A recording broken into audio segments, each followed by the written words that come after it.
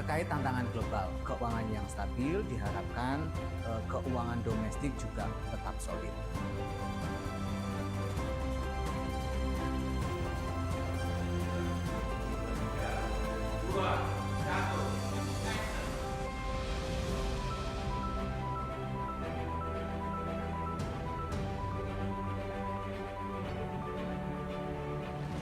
Valuable signifies our unwavering commitment to remain connected with societal challenges.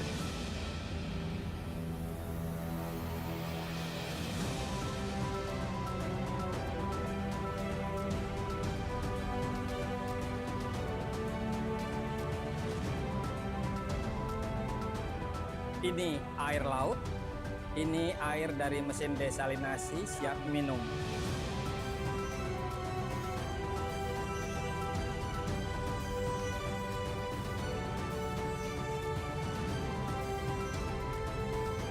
We strive to consistently be a proactive agent of change, delivering solutions for the various problems of the nation. Sebagai bentuk pengabdian kepada masyarakat, kami siap menyehatkan masyarakat dan memasyarakatkan kesehatan.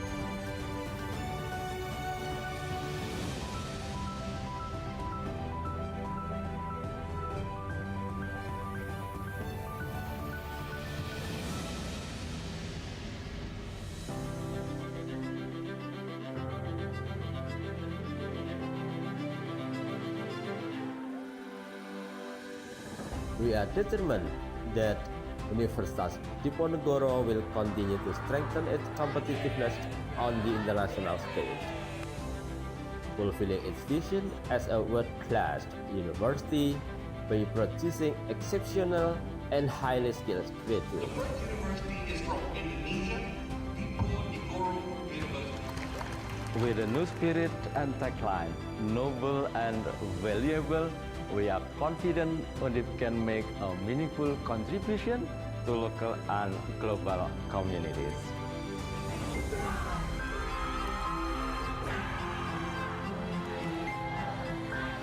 Undip Bermartabat! Bermanfaat!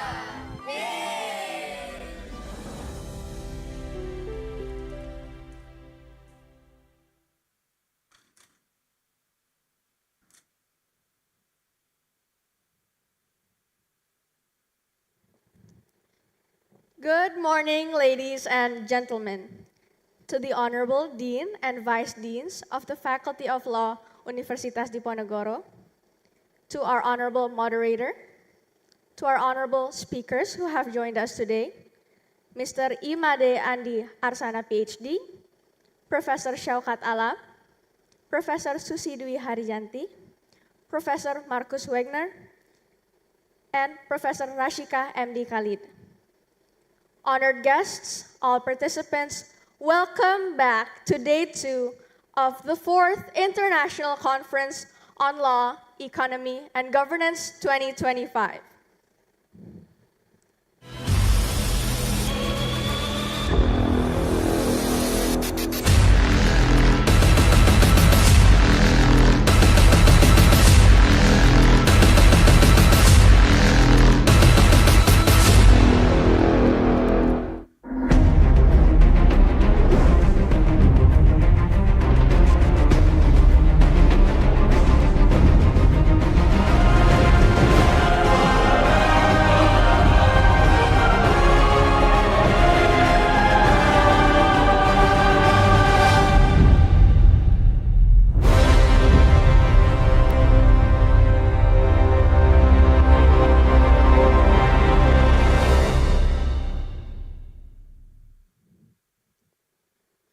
We hope everyone has had a restful evening and are ready to continue today's academic journey.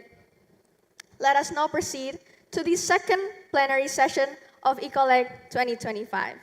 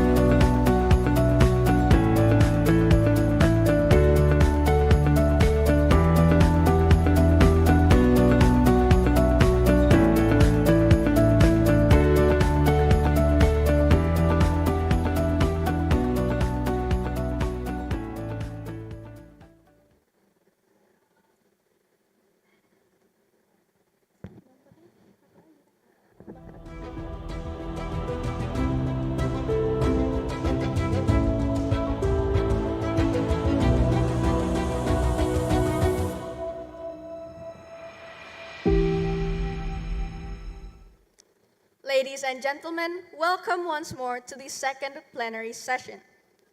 Today's session will be moderated by Dr. Muhammad Afif Mahfud, whose CV will be presented on the screen. Please enjoy.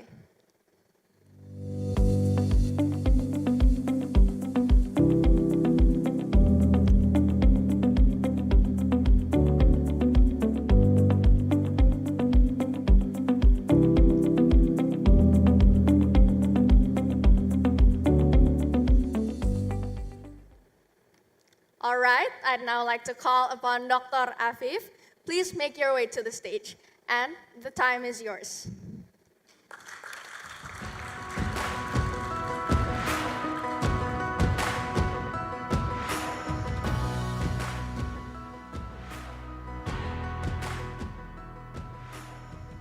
Okay, Assalamualaikum warahmatullahi wabarakatuh. And good morning, everybody. Today, we are going to discuss one of the biggest challenges faced by human beings in this era, namely climate change. Based on World Economic Forum data, there are 400,000 people die every year because of hunger and climate-related disease. By 2050, it's projected that there are 200 million people that will be displaced because of climate change. We also experience it in Indonesia and in Semarang. The question remains, what are the obstacles and what are the solutions to be taken to address this issue? To discuss this essential topic, I'm gonna invite our 4 prominent speakers today. Please welcome Professor Syaukat Alam. Please proceed to the stage. Professor Syaukat Alam is a professor of international law and environmental law in Macquarie Law School, Australia. Thanks for your coming, Prof. Please have your seat. Marcus Wagner. Marcus Wagner is professor in Wollongong Law School. He has passed through a long way from Australia to come over here. Please proceed to the stage, Mr. Marcus.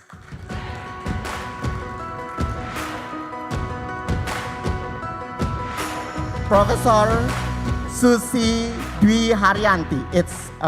She is actually professor of constitutional law from Universitas Pajajaran, Indonesia. Please proceed to the stage.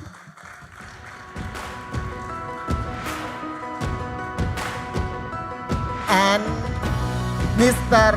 Imade Andi Arsana from Universitas Gadjah Mada will join us online today.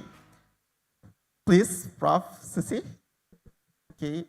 Thank you for all of our speakers because they have already sacrificed their time to share their insights regarding to the environmental issues that we face right now. Okay, thank you very much for you all.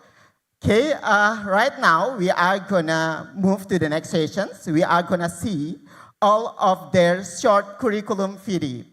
For the next sessions, please, the Shifi. Okay.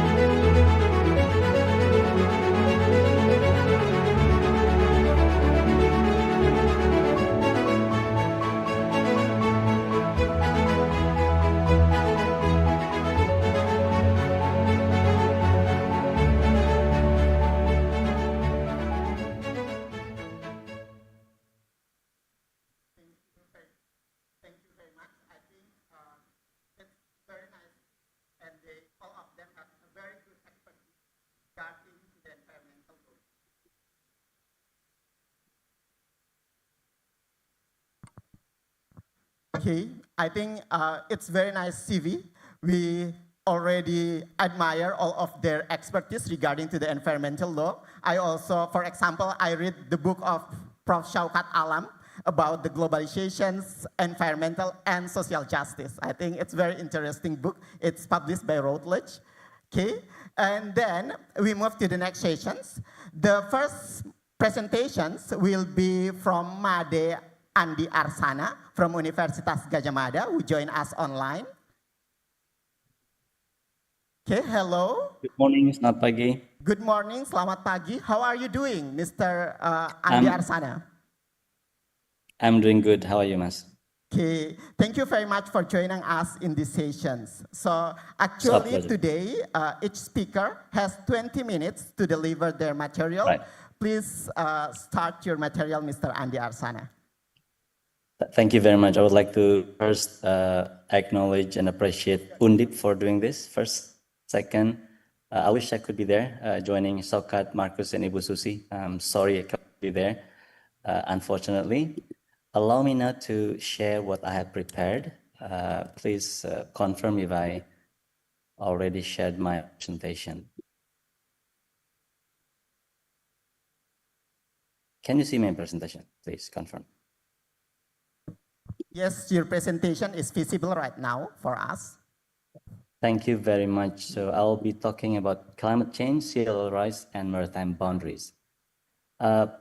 Three questions we would like to answer here. First, if an island sinks, will our seas decrease? Second, if sea level rise and the coastline changes, will the area of our seas change?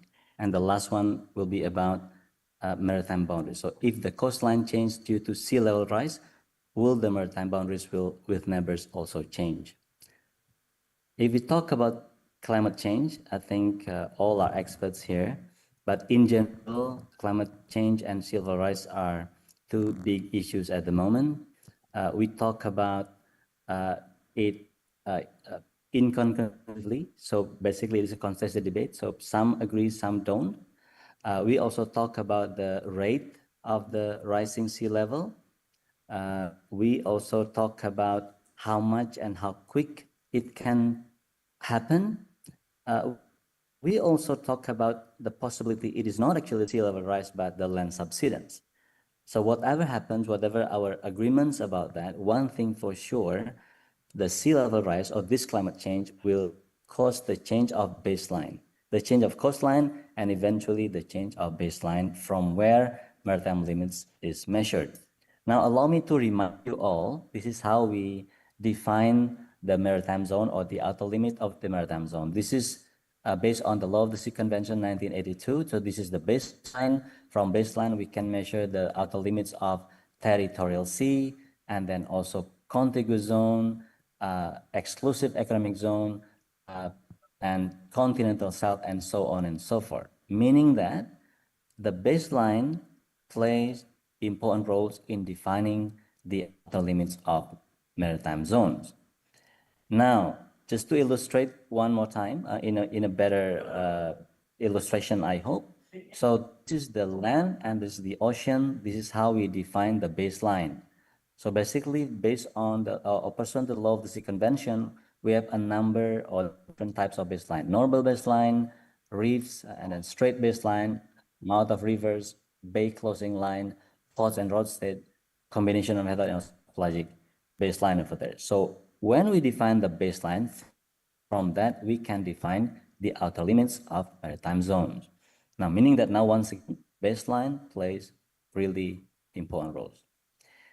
In a normal baseline like this, for example, based on Article 3 and Article 4, how we define the outer limits of maritime zones, it is how it looks like.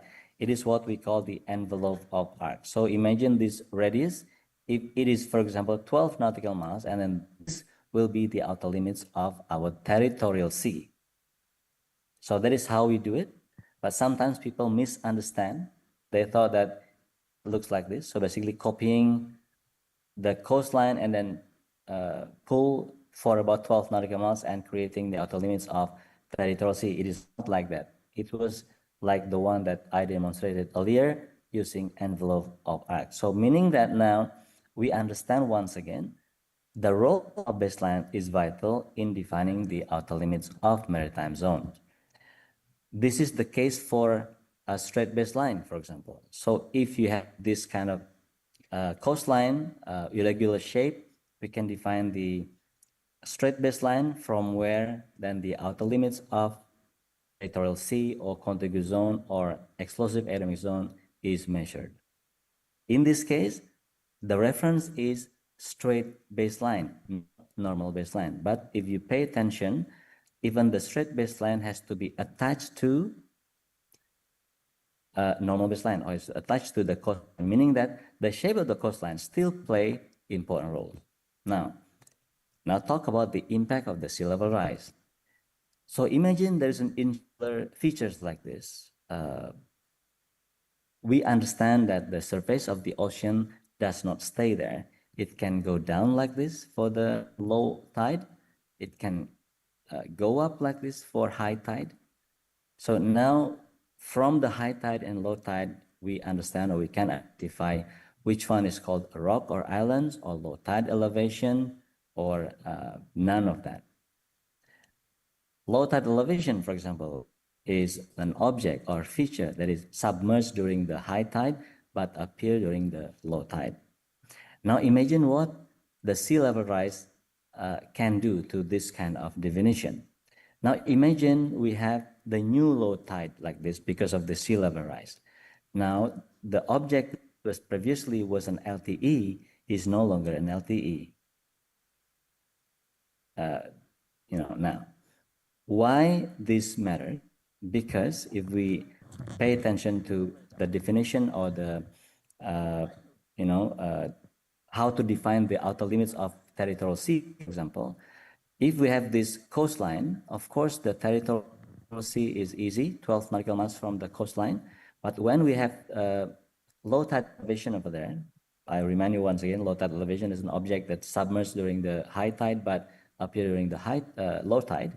Let's say we have 4 low tide elevation over there. Number 1, number 2, number 3, number 4. Now the question is that which low tide elevation can contribute to add a territorial sea? The answer is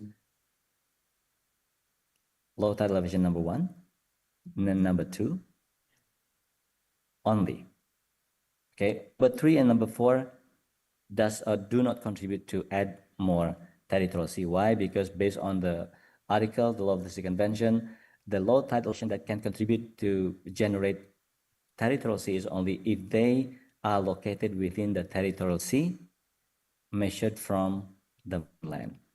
Now imagine this, if let's say because of the sea level rise, they are gone. Like 2, 3, and 4 gone. What will happen? It will regenerate or rearrange the territorial sea that will look like this. So this country will lose a certain amount of territorial sea. That is the impact of sea level rise on the definition of territorial sea. The other illustration, if for example, we have the state A like this, due to the sea level rise or a different height of the sea level, now we can find the outer limits of territorial sea, which look like this at the beginning. Now imagine if this, for example, enlarge, okay, if the area of the land enlarge due to some natural causes, for example. So the new limit will look like this. Okay, now imagine if instead of enlarging, it is shrinking like this or like this even. Now we have new outer limits of territorial sea, which look like that. So can you imagine, can you see here the difference between the first option, second option, third option due to the sea level rise? Okay, it is very clear that the sea level rise impact or give impact to the definition of these outer limits of territorial sea. What happens to archipelagic state like Indonesia? Indonesia has archipelagic baseline, which look like this. Now imagine if an island is gone due to sea level rise. For example, this one. This one over here is gone. So Indonesia will need to redefine its baseline, which might look like this. So when baseline change, it will also consequently change the outer limits of maritime zone. That will look like this. So now we can imagine the difference or the impact of sea level rise. What about maritime boundary delimitation? This is a little bit technical. I'm a technical person, but just allow me to just show this very quickly. So basically, in order for us to draw a line between two countries, like the median line, we do all the mathematical technical procedure like this. But in general, what I would like to explain to you is that if we want to define the median line between countries, we eventually will need to define the baseline along the coastline of state A and state B. Now imagine, because of the sea level rise, if coastline change, it means we will need to redefine the base point that will eventually can affect also the definition of maritime boundaries. So in this case, even maritime boundaries is also affected by sea level rise. Now, what happens for a country, for two countries, if they already have their maritime boundaries agreed? State A and State B, for example, they have this over here agreed already. If something happens to State A, State B, because of the sea level rise, for example, let's imagine State B decreasing its land size because of the sea level rise, for example. So people usually think that the agreed line will be shifted towards B, will shift like that in order to maintain the equality, because it is supposed to be a median line or equidistance line. That's what people think. That is actually incorrect, because the agreements on boundaries will stay there even if there are changes in the coastline. So it is not the case. When maritime boundaries already settled, it will stay there forever. However, there are also studies saying that the principle only applies to territorial boundaries, which in this case is land boundaries and territorial sea boundaries. What about boundaries for EEZ or continental shelf? So there's always debate about this. So actually that sea level rise might also cause the change of maritime boundaries when it comes to EEZ and continental shelf. We can talk about this later on. Now, we already understand that the sea level rise or the change of coastline can impact the maritime limits, but it is not always the case, and the impact is uneven based on the shape of the coast. If the shape of the coast is like this, for example, we can understand now that the base point that contribute to the definition of the outer limits of maritime limits is not every or not all of the base point. This base point, for example, over here, the base point over here do not contribute to the definition of outer limits of territorial sea, which means that if something happens to this part of the coast like this, because of the sea level rise, for example, and there will be no impact to these outer limits of territorial sea. Okay, so this is uneven impact. So not every change in the coastline will also automatically give some impact to the outer limits of territorial sea. Also, another case is, for example, if the coastline, so if the coast is steep like this, we can see here the sea level 2 and sea level 1 to 2. If there's a change of sea level rise level like that, we can understand now the baseline will be different position of the baseline. Okay, so if the level is 1, this is the baseline. If the sea level is at 2, this will be the baseline. So the distance of D1 is quite short in this case if the coast is steep like that. But what happens if the coast is not steep? Okay, if the gradient is small, we can see the difference now.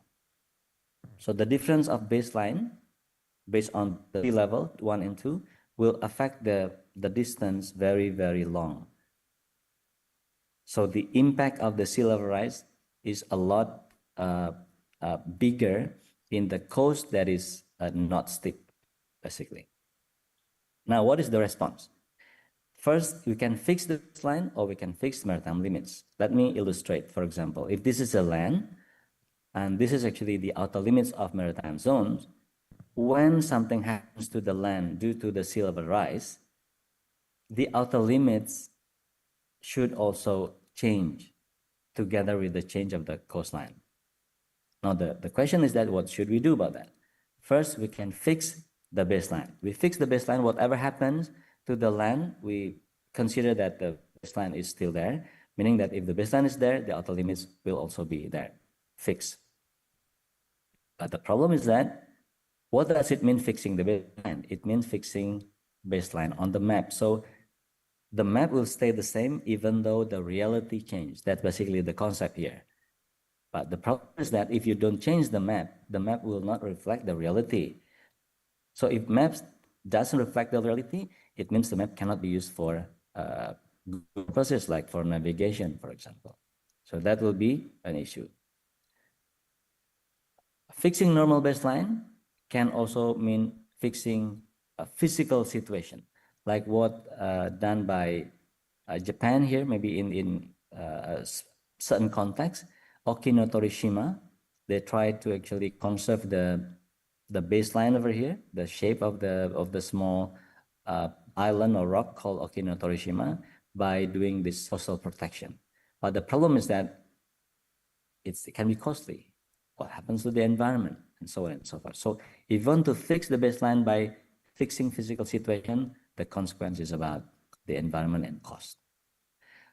Now, what about not fixing the limits, not fixing the base, but now fixing the limits, like this, for example. So if this change, we fix the limits, not the baseline. So when the land shrink and what happens over there, so the limits will stay there.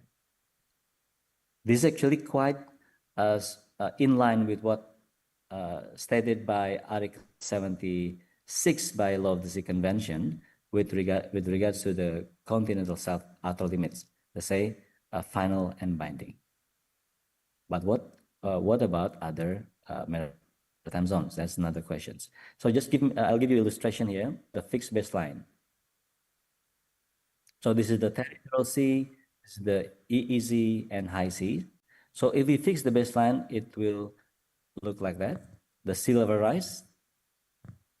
What will happen? So the internal waters will enlarge. That is the consequence. Now, not fixing the baseline, but fixing the limits, fixed limits. Let's say here it is the baseline and then outer limits, but that's frozen. If we freeze them, we will need to change the baseline because the outer limit is fixed, meaning that we will have a larger territorial sea, which might not comply to the provision in the Law of the Sea Convention. And so on and so forth. So this is actually the different scenarios that I would like to play. It is not certainly in the law yet, but this is an option that we can think of whether we fix the baseline or we fix the outer limit. Okay, now the challenge is that that one has not yet been governed by the Law of the Sea Convention. That first. The second, what about the recognition by other states? If we want to change the baseline or fix the baseline or change maritime limits, what about the recognition? And also the interplay between domestic and international law.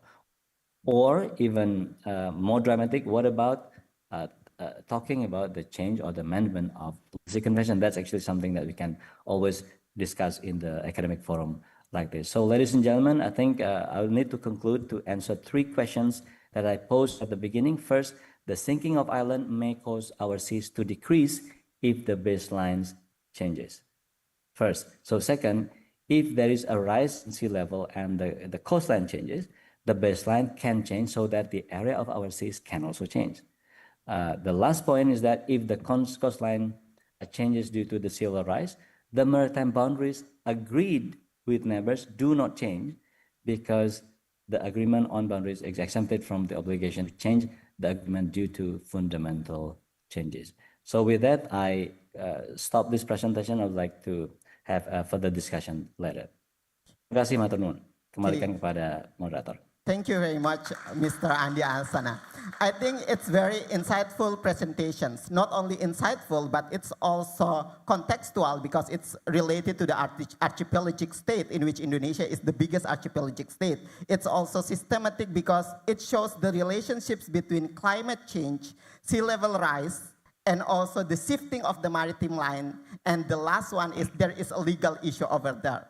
And then it's also interdisciplinary because it relates between the law and also geospatial knowledge. So I think it's very insightful. Thank you very much, Mr. Andi Arsana. The next presentation will be delivered by Professor Syaukat Alam. For Professor Syaukat Alam, 20 minutes, the time is yours.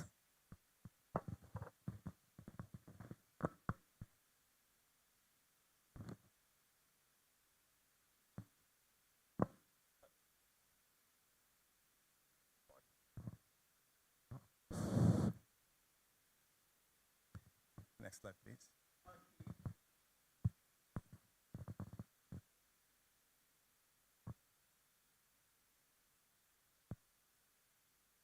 Good morning and assalamu alaikum wa rahmatullahi wa barakatuh. It is a privilege and honor to be able to interact with so many colleagues, distinguished speakers, faculty members, and participants. I learned a lot from yesterday's conference and all those chambers discussions. And what I feel that these are all interconnected issues we are talking about. The sustainable development imperatives, climate change, big elephant in the room, and how we can make these two dimensions mutually supportive or integrated. But I wanted to bring also to this debate looking at the free trade, carbon tax, that is the topic allocated to me, as to how we can obtain ecological sustainable development goals or SDG goals. Next slide, please.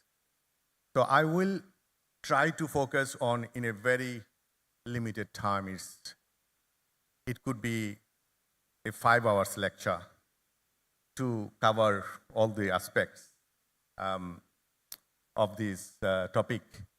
However, I need to be selective because of the time constraints, and I would like to leave time for Q&A. If you have any questions, we can then discuss the unfinished issues from my presentation. So what we are talking today here, I will try to look at the trade rules, SDGs, and the climate imperatives.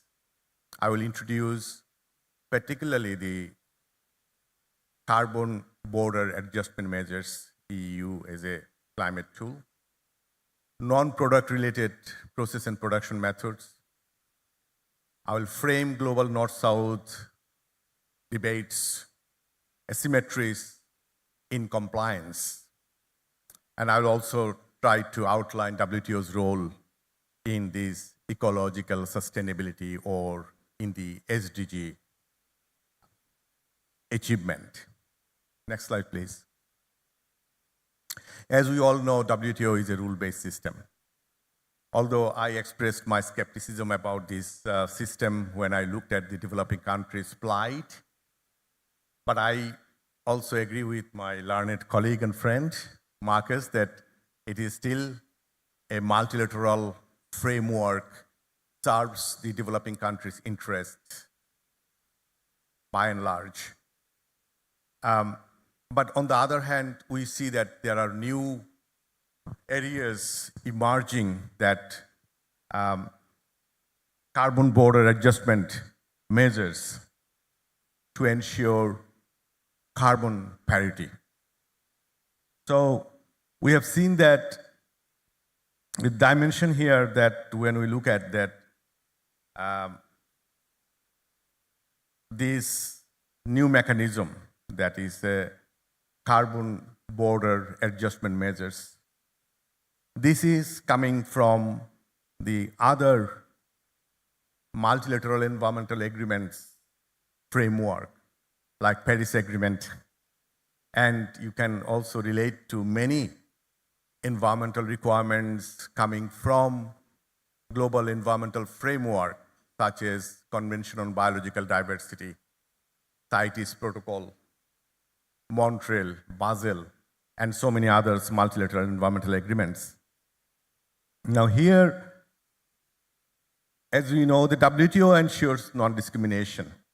It's a rule-based trade, and it is grounded in its GATT Article 1 and GATT Article 3, most favored nation and national treatment principles.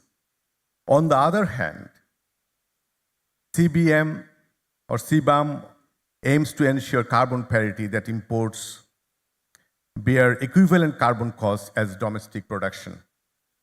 So carbon tax is like internalization of the environmental cost in the production process. And it is, according to WTO, is a non-product related PPM. So there is a conflict between these two because it comes into conflicts with WTO non-discrimination principle. And I will unpack it gradually. That WTO says that it can be challenged in the WTO as a protectionist trade measure, violating GATT Article 1 and GATT Article 3. But WTO has provided some windows to protect environmental and social issues or public morals, that is under Article 20. Question would be, can CBAM be defended under Article 20 as a bona fide environmental measure, or is it a disguised restriction on trade? Next slide. We know that institutionally, these two regimes, WTO provides binding obligations, and Paris Agreement comes with soft law obligations. So we can see that here the conflict of two regimes based on their also purpose, based on their values as well. So there is a question mark as to how we can make both systems convergence, or how we can integrate the conflicting norms and values and priorities of these two regimes. So this integration initiative, that we must integrate environmental and trade regimes rather than allowing them to operate in silos. So far they have been operating in silos. So there is a great deal of need now that we bring them together to achieve sustainable development and to also achieve Paris Agreement goals. So if we look at this dilemma of the NPR PPMs, that NPR PPMs concern how a product is made, not its final characteristics. It has been debated in the WTO for a very long time, that according to the difference between production methods and non-product related production methods, according to WTO, they look at the like product. So a product which is made out of, I'll give you an example. So a tuna, giving example of tuna dolphin case, those who are familiar with that one. A tuna is a tuna, whether it was harvested killing dolphins. Dolphin is an endangered species.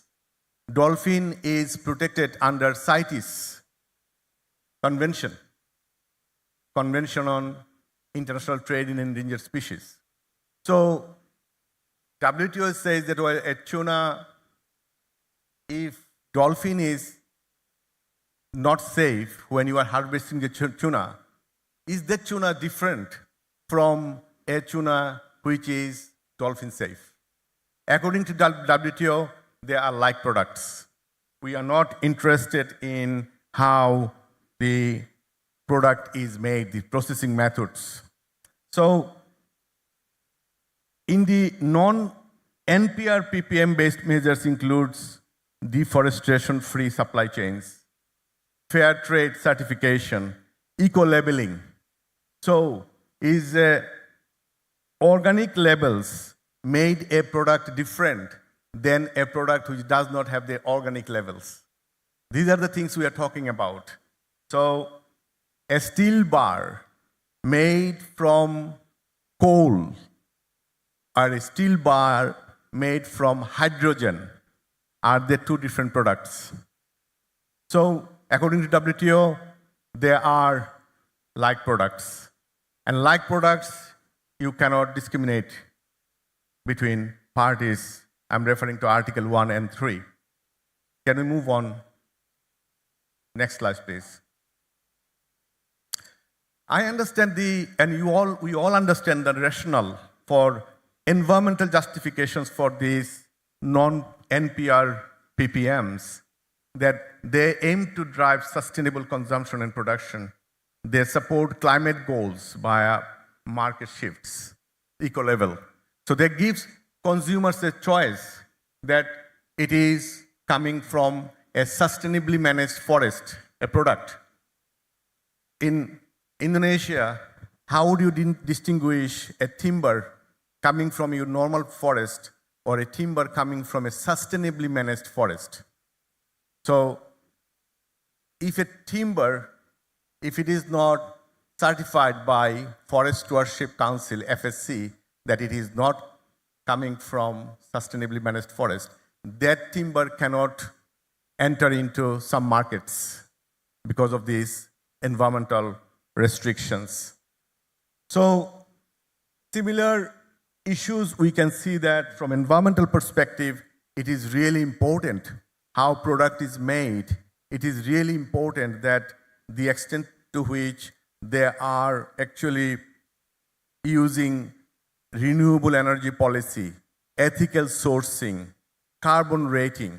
So we need to check when we have a product whether it's a 5-star energy rating or what sort of impact it has on the environment.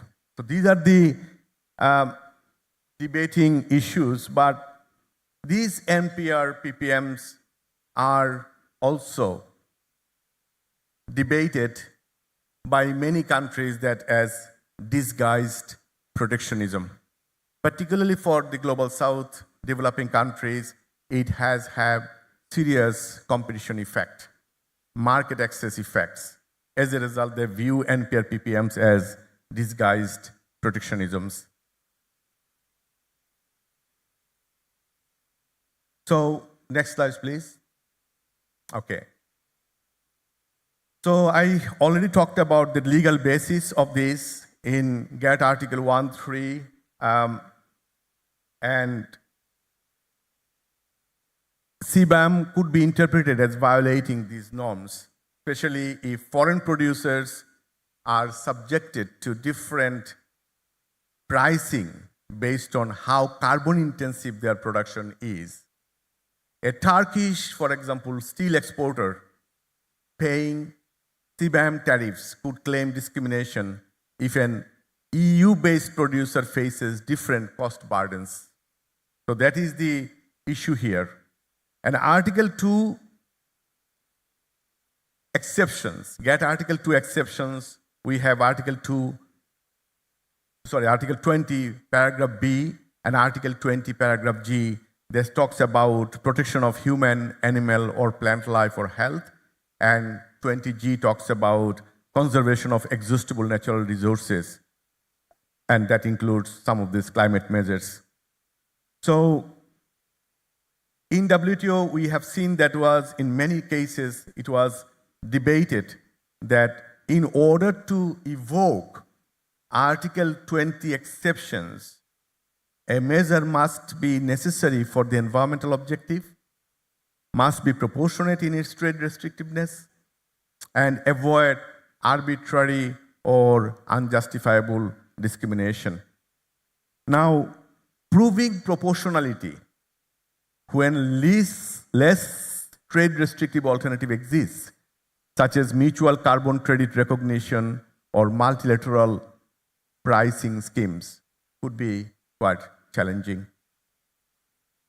It is also regulated under the TBT agreement. Article 2, paragraph 2 allows environmental regulations.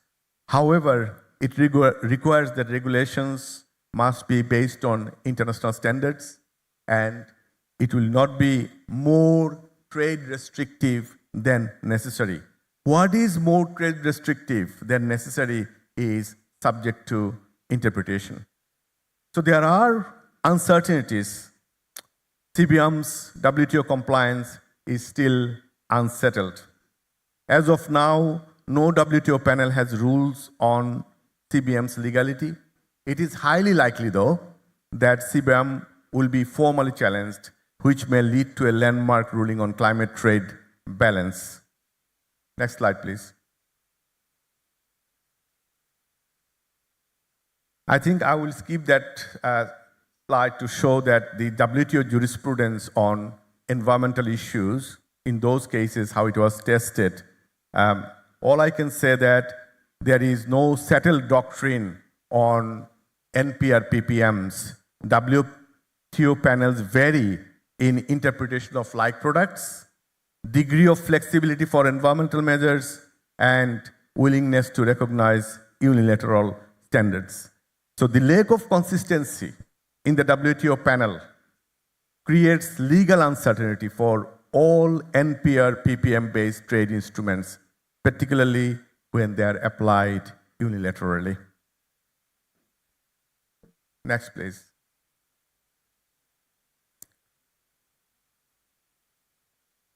Next, please. Okay. So in this phase, also we have seen another area of eco-labeling as an environmental measure. So it is, although voluntary, eco-labels often operate as de facto market access standards. Products without them may be excluded from public procurements, retailers, or consumer preference. A coffee producer in Ethiopia may face market exclusion in Europe without fair trade or Rainforest Alliance certification, even though it is technically voluntary. Private labels often lack this regulatory oversight. Most eco-labels are private sector initiatives, not regulated by governments or international bodies. They often differ by methodology, stringency, and transparency, leading to regulatory fragmentation. And without clear rules, eco-labels are susceptible to greenwashing, making misleading or exaggerated sustainability claims. These are common because they are unregulated. So there is a need for harmonization and auditing. So ISO 14024 offers principles for type 1 environmental labeling, including transparency and life cycle assessment. In WTO, law currently does not formally govern eco-labeling. That leaves ambiguity. There is no clear framework for resolving whether eco-labels constitute technical barriers to trade. And although they have implications. Next slide, please. Next slide.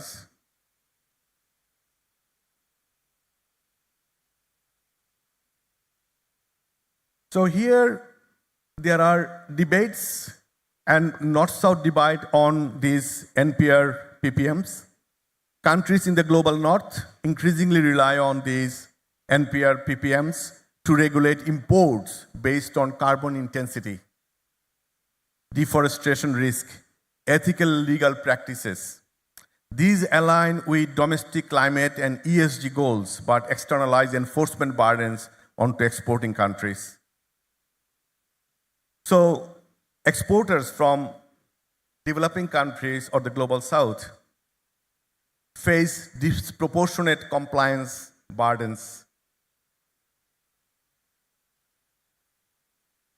Exporters in Africa, Latin America, or Southeast Asia struggle due to technological gaps, language and documentation barriers, lack of access to certification bodies or auditing mechanism. Next slide, please. So, Southern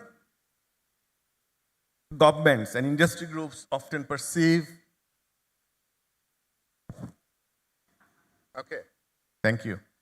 That it is a new protectionism mechanism.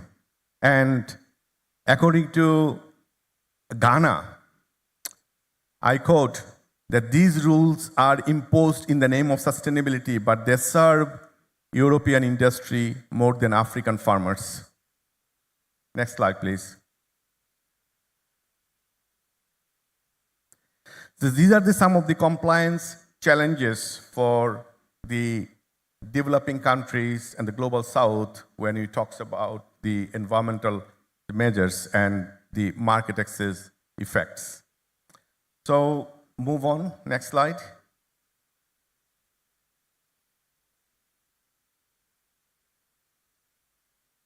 So climate policy implications, you can see that this green labeling and CBAM will shape future trade rules. It's evolving now. And TBT and GATT need modernized interpretation. Climate-based NPR PPMs will intensify legal challenges. And we need harmonized climate trade norms. Next slide, please.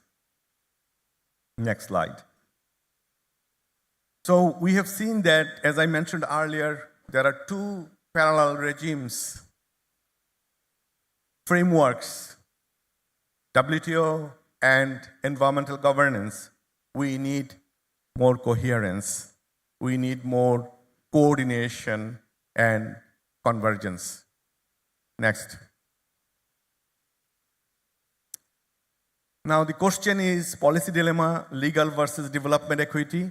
Should WTO allow NPR PPMs to support SDGs?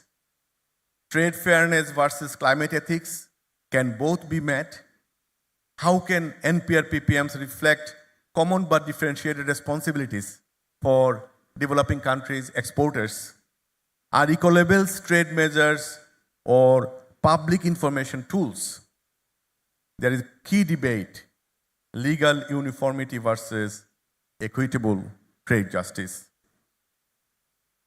There is a serious discussions and debates about WTO reform for this legal modernization.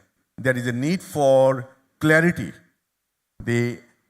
on the NPR PPM legality under TBT and GATT. Could these green subsidies or CBAM be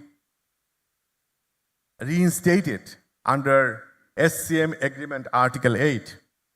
Or WTO can provide environmental waivers or soft expansion, exceptions, or some of the arguments are whether WTO can expand the scope of Article 20 to include all those compliance the measures coming from environmental governance. And we need to formally align WTO with Paris and SDG goals. Ensure that this rulemaking reflects diverse development stages. So for the Global South, very important point, and the challenges and also opportunities or suggestions that they need capacity building and technical assistance. That expand aid for trade into climate capacity, support MRV, eco-leveling, audit tools in LDCs is part of their compliance and capacity building through those infrastructure development. Subsidized participation in green supply chains, facilitate South-South partnerships for resilience, and bridge trade, development, and climate policy divides. I will conclude with those few points that trade law must evolve to support sustainability goals. NPR PPMs are inevitable. We cannot put them separate from WTO policy frameworks. We need to make them equitable. We need to make balance between trade neutrality with climate urgency. And Global South needs voice and resources, not penalties. However, in the end, justice, not just legality, must shape future WTO reform. Thank you so much.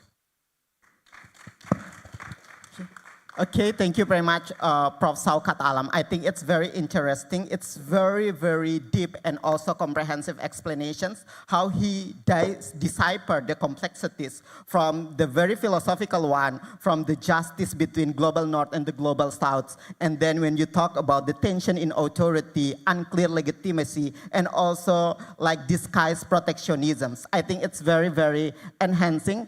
I also admire your book about the globalization's environmental and social justice. It's very, very nice book. And then we move to the next speakers we have over here. For Prof. Susi Dwi Haryanti, please deliver your material, Prof. Thank you, Pak Moderator. Assalamualaikum warahmatullahi wabarakatuh. Good morning, everyone. I hope we are all in the good health condition, so we can continue our activities. First of all, I'd like to send my greetings to Ibu Dekan, Professor Retno, and thank you for inviting me to attend this important conference. And distinguished speaker, Dr. Made Andi Arsana, Professor Saukat Alam, and Professor Markus Wagner. They are participants of the conference. It is my great honor to attend this important conference that discussing environment issue from different perspectives. And also, attending this conference makes me able to broaden my network, my academic network, with distinguished speakers from Australia and Malaysia. So before I entered this room, I had a very brief discussion with Professor Markus Wagner, and I'm very happy to have a constitutional law colleagues from Australia, and this is our first meeting, and I hope that I can meet you again and other speaker in a different event. The committee give the title of a presentation that is environmental law from the perspective of the 1945 Constitution. However, I made a very little adaptation to the title, and I give my title is the environment provision in the 1945 Constitution, whether toward an environmental constitutionalism. And this is an outline of my brief explanation, and I hope that I can finish it during or maybe less than 15 minutes in order to give Professor Wagner a very enough time to deliver his explanation. And in this explanation, I also give a very sum of constitution that very good, I think, for Indonesia to be learned. And my introduction is very brief. When the committee gave me the title, then I tried to think what kind of environmental law that can be approached from a constitutional law. And I tried to open and looking for some of the articles from international journal in particular, because truly speaking, perhaps in my faculty, specifically in the constitutional law department, it is very rare to discuss the environmental, what we call the environmental constitutionalism. Because I think this idea has been growth maybe in the last 20 years, yeah. So I think, again, this is a very good time for the constitutional law scholars to do a research collaboration with a colleague from the environmental law, because there is a tendency, at least during the last 20 years, that some of constitution from both countries try to entrench the environmental provision. So my presentation was inspired by an article that written by Lyle K. Weiss with the title Environmental Constitutionalism, that has been published in Icon. This is the International Constitutional Law Journal that organized by NYU in cooperation with the International International Association of Constitutional Law. I used to be the Indonesian correspondent for Icon. The next slide will show you the current situation in Indonesia, nickel mining at Raja Ampat. Perhaps most of you has already opened your social media and know how the Greenpeace, the Indonesian Greenpeace, together with the environment activists, some days ago made a protest on a particular event.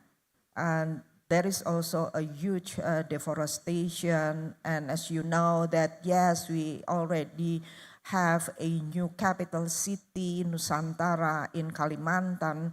However, I think the environmental degradation also give a serious impact to other islands such as Sulawesi as well as Papua because of that relocation. And I took from the website Aman, Raja Ampat Papua terancam dieksploitasi perusahaan tambang. So again, that this is a very sad, I think this is a very sad news, and this is a very sad fact that faced by Indonesian people now, that in addition to increase what we call the economic development, however, in other side, we have to face a very serious problem. Seas no longer become the source of life, but become the source of poison slave. And again, we don't know how the future of how is the future of our generation in Indonesia. And next slide give a very good example from 3 different countries. I use Brazil, Portugal, and Ecuador. Brazil constitution has already regulate the right of a environment in Article 2025, and again, not only the recognition of environmental, the right to have a healthy environment, for example, but also this article provides a number of state duties in particular, the responsibility of the government. This is one of the example, the responsibility of the government is to preserve and restore essential ecological processes and provide for ecological management of species and ecosystem, and preserve the diversity and integrity of the country's genetic patrimony, and to supervise entities dedicated to research and manipulation of genetic material, and etc. Also, to require as provided, again, this is still the obligation or the responsibility of state dealing with the right of the healthy environment. Requires as provided by law a prior environmental impact study which shall be made public for installation of works or activities that may cause significant degradation of the environment, then control production, etc., to promote environmental education at all levels of teaching and public awareness of the need to preserve the environment, and to protect the fauna and the flora, prohibiting, as providing by law, all practices that jeopardize their ecological function and cause extinction of species or subject animals to cruelty. Another section dealing with those who exploit mineral resources are obligated to restore any environmental degradation, and etc. The second country that, in my opinion, is good to regulate the right of the healthy environment is Portugal. Article 9 regulates or states the fundamental task of the state to protect and enhance the Portuguese people's cultural heritage, defend nature and the environment, preserve natural resources, and ensure proper town and country planning. And Article 66 regarding environment and the quality of life. And everyone shall possess the right to a healthy and ecological balanced human living environment and the duty to defend it. In order to ensure enjoyment of the right to the environment within an overall framework of sustainable development, acting via appropriate bodies and with the involvement and participation of citizens, the state shall be charged with preventing and controlling pollution and its effect and the harmful forms of erosion, and etc. So we have to focus our emphasis on the state shall be charged. And again, this is an example of the tasks or the duties of the state and government or government. The next is Ecuador.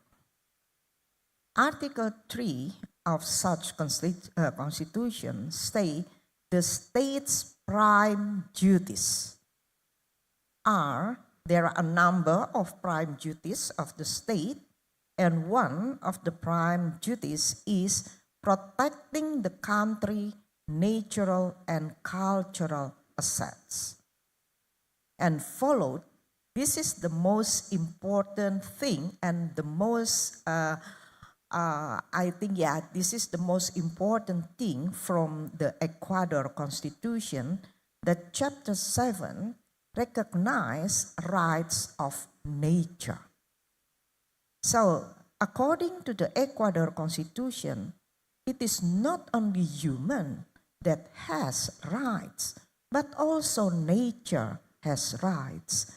And Article 71 say that nature or Pachamama, where life is produced and occurs, has the right to integral respect for its existence and for the maintenance and regeneration of its life cycle, structure, function, and evolutionary processes. All persons, communities, people, and nations can call upon public authorities to enforce the rights of nature. To enforce and interpret these rights, the principles set forth in the Constitution shall be observed as appropriate. And the state shall give incentive to natural persons and legal entities and to communities to protect nature and to promote respect for all the elements comprising an ecosystem. So, in this regard, the state should not only give incentive for investor, economic investor, but the most important thing should be give incentive to natural person and legal entities for the best of environment quality. Why I have to say like this? Because a couple days ago, our president gave an instruction to make a simplification of regulation in order to invite the investor. So I think again, why the state emphasize on giving incentive to investor when the state, or in this regard, the government, give incentive to the future or to the generation, because this is the intergenerational issues in Indonesia. Some years ago, when I finished my presentation in Universitas Brawijaya, soon after I finished my presentation, then one of the students approached me, asking me, Ibu, why the young generation are never invited by the lawmakers in Indonesia when they make law that give significant impact to our generation. That's one of the most important and shocking questions that raised by students to me. When we are thinking about their generation, they are the generation, the future. This is the right of the future generation. This is not only the right of the existing citizens, not the right of the existing person, that is we, but also we have to consider the future generation. Again, this is the Ecuador Article 72. Nature has the right to be restored. This restoration shall be apart from the obligation of the state and natural person or legal entities to compensate individuals and communities that depend on affected natural system. Again, Article 73 states that the state shall apply preventive and restrictive measures on activities that might lead to the extinction of species and etc. Still, Ecuador, Article 74, the person, communities, peoples, and nations shall have the right to benefit from the environment and the natural wealth, enabling them to enjoy the good way of living. And now I move to environmental constitutionalism. Since the early 1970s, a remarkable global trend in the constitutional entrenchment of environmental provision that I read from Wei's article. And today, over 3/4 of the world's national constitution contain environmental provision, which significantly diverse in both subject matters and form, such as committing to environment stewardship, recognizing a basic right to a quality environment and ensuring a right to information, participation, and justice in environmental matters. And there are three kinds of constitutional entrenchment of environmental matters according to Professor Jimli Ashidiki. The first one is the formal constitutionalization model. And Professor Jimli borrowed a Portugal lesson learned.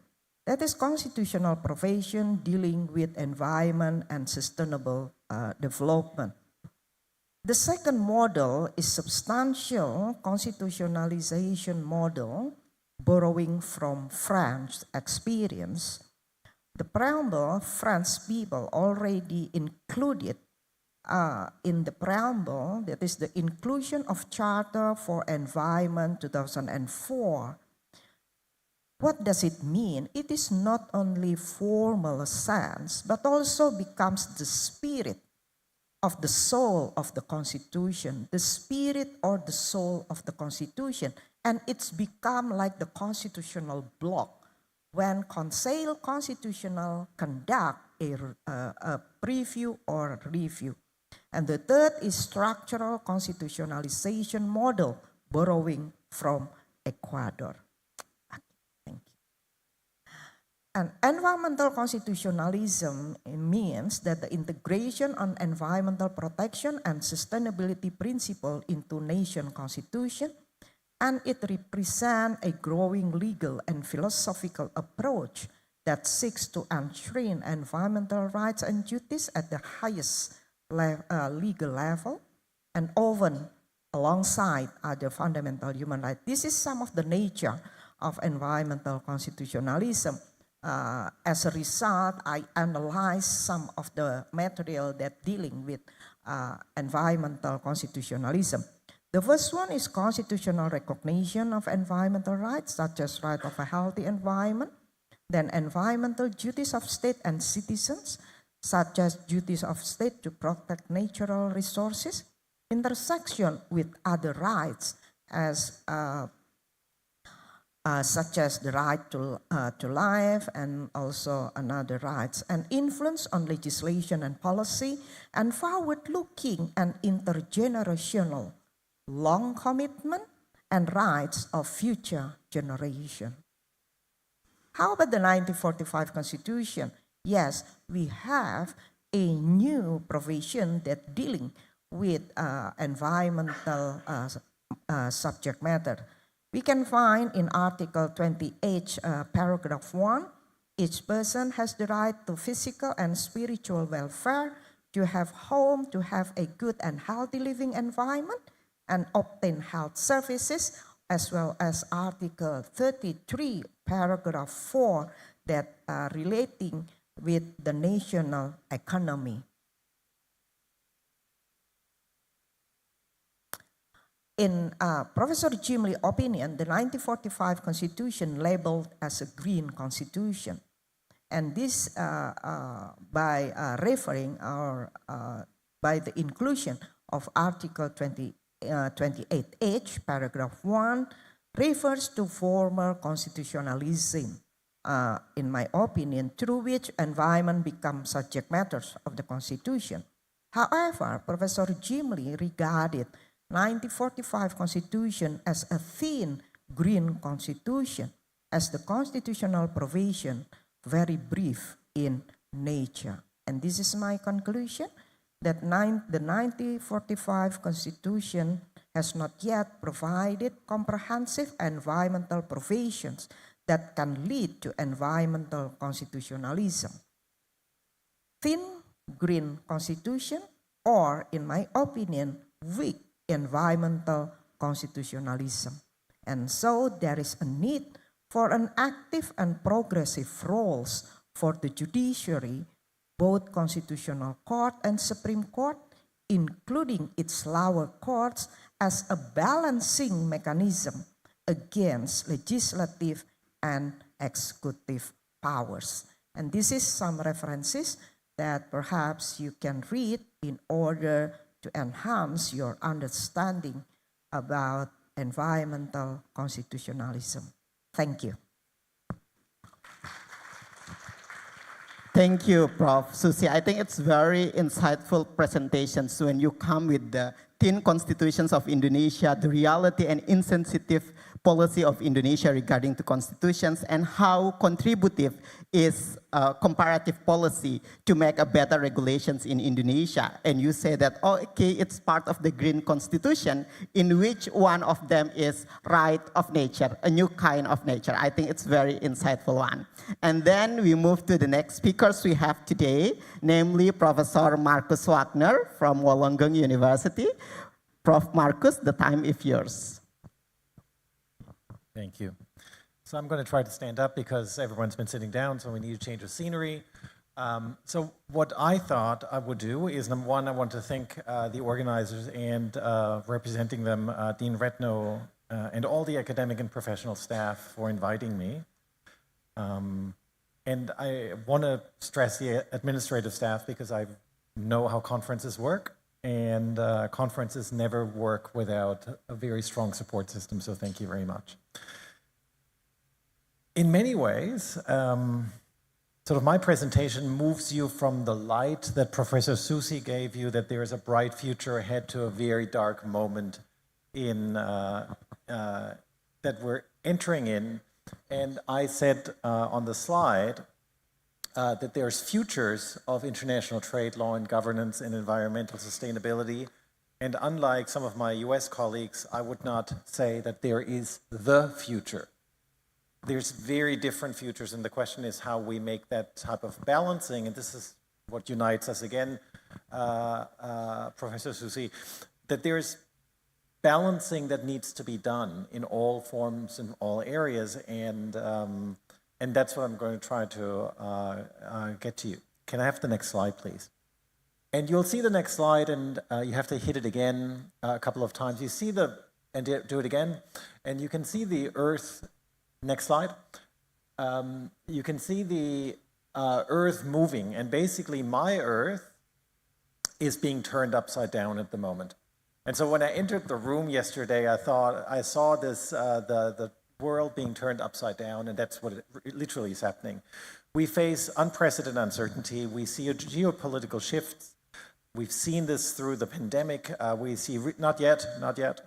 We see regional conflicts. We see great power competition. We had Brexit. I lived through Brexit in the UK, and then I very quickly moved away from the UK because it became an uninhabitable place for me. We have the election, or we have staying in power of leaders and parties who are populists, and sometimes more than populists. And when they don't occupy seats of power, and I speak about my own country, they become very powerful as parties in parliament, and therefore highly influential. If you look at, for example, the COFACE Political Risk Index, that remains very high at 40.2% in 2025, which is above the pre-COVID average. So COVID was clearly a game changer, but we're staying pretty close with respect to the political risk index and way above the pre-COVID average. 112 out of 162 countries are facing higher political and social risks than before 2020. So we're clearly at a time that is not only uncertain, but also much more dangerous and risky. We're also at a time when established political and international institutions and norms are increasingly being questioned.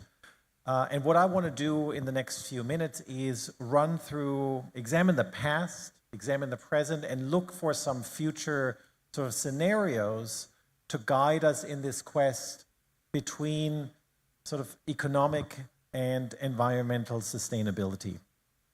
Can I have the next slide? And I'm going to keep the history very brief, I'll promise you. So the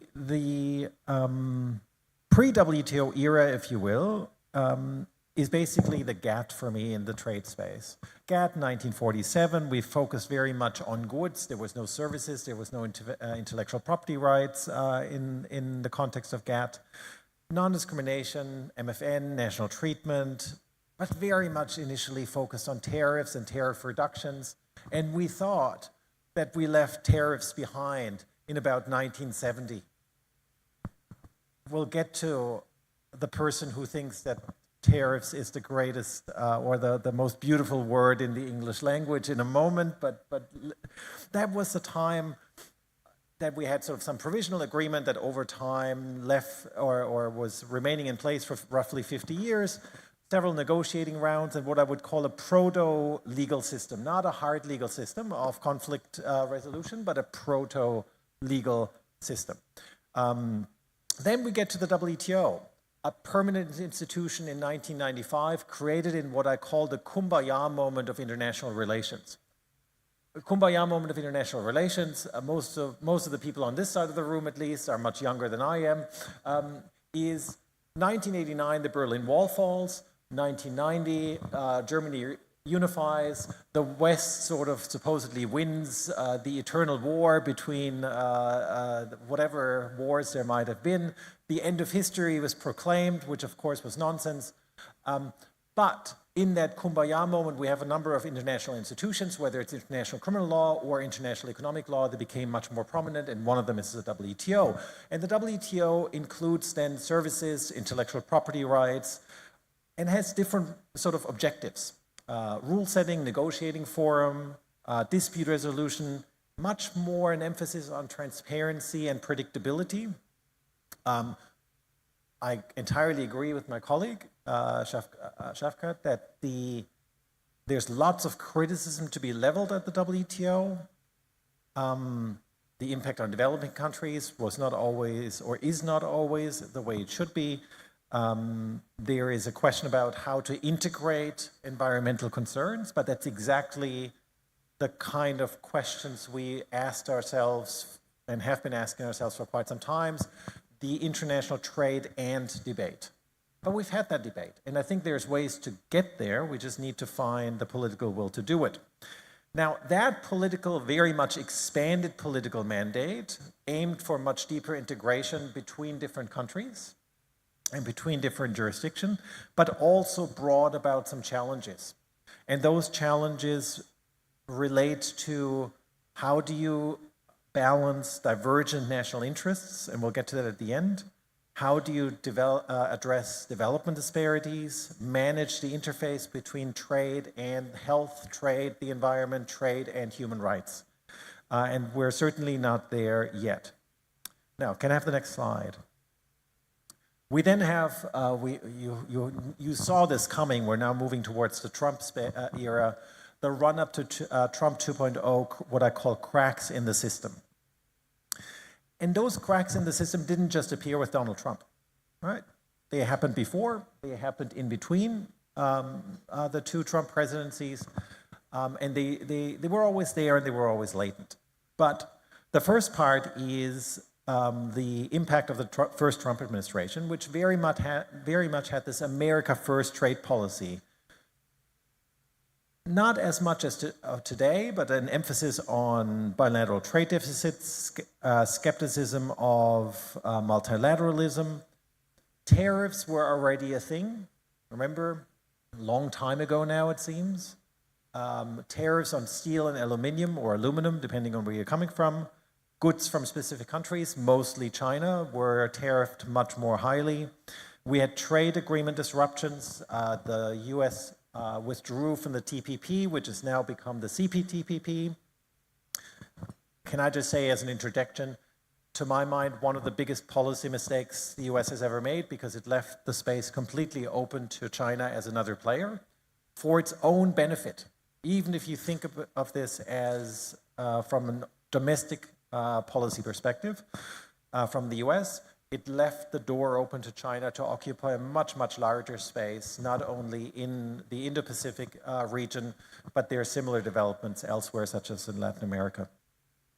And overall, we see heightened global tensions at the time.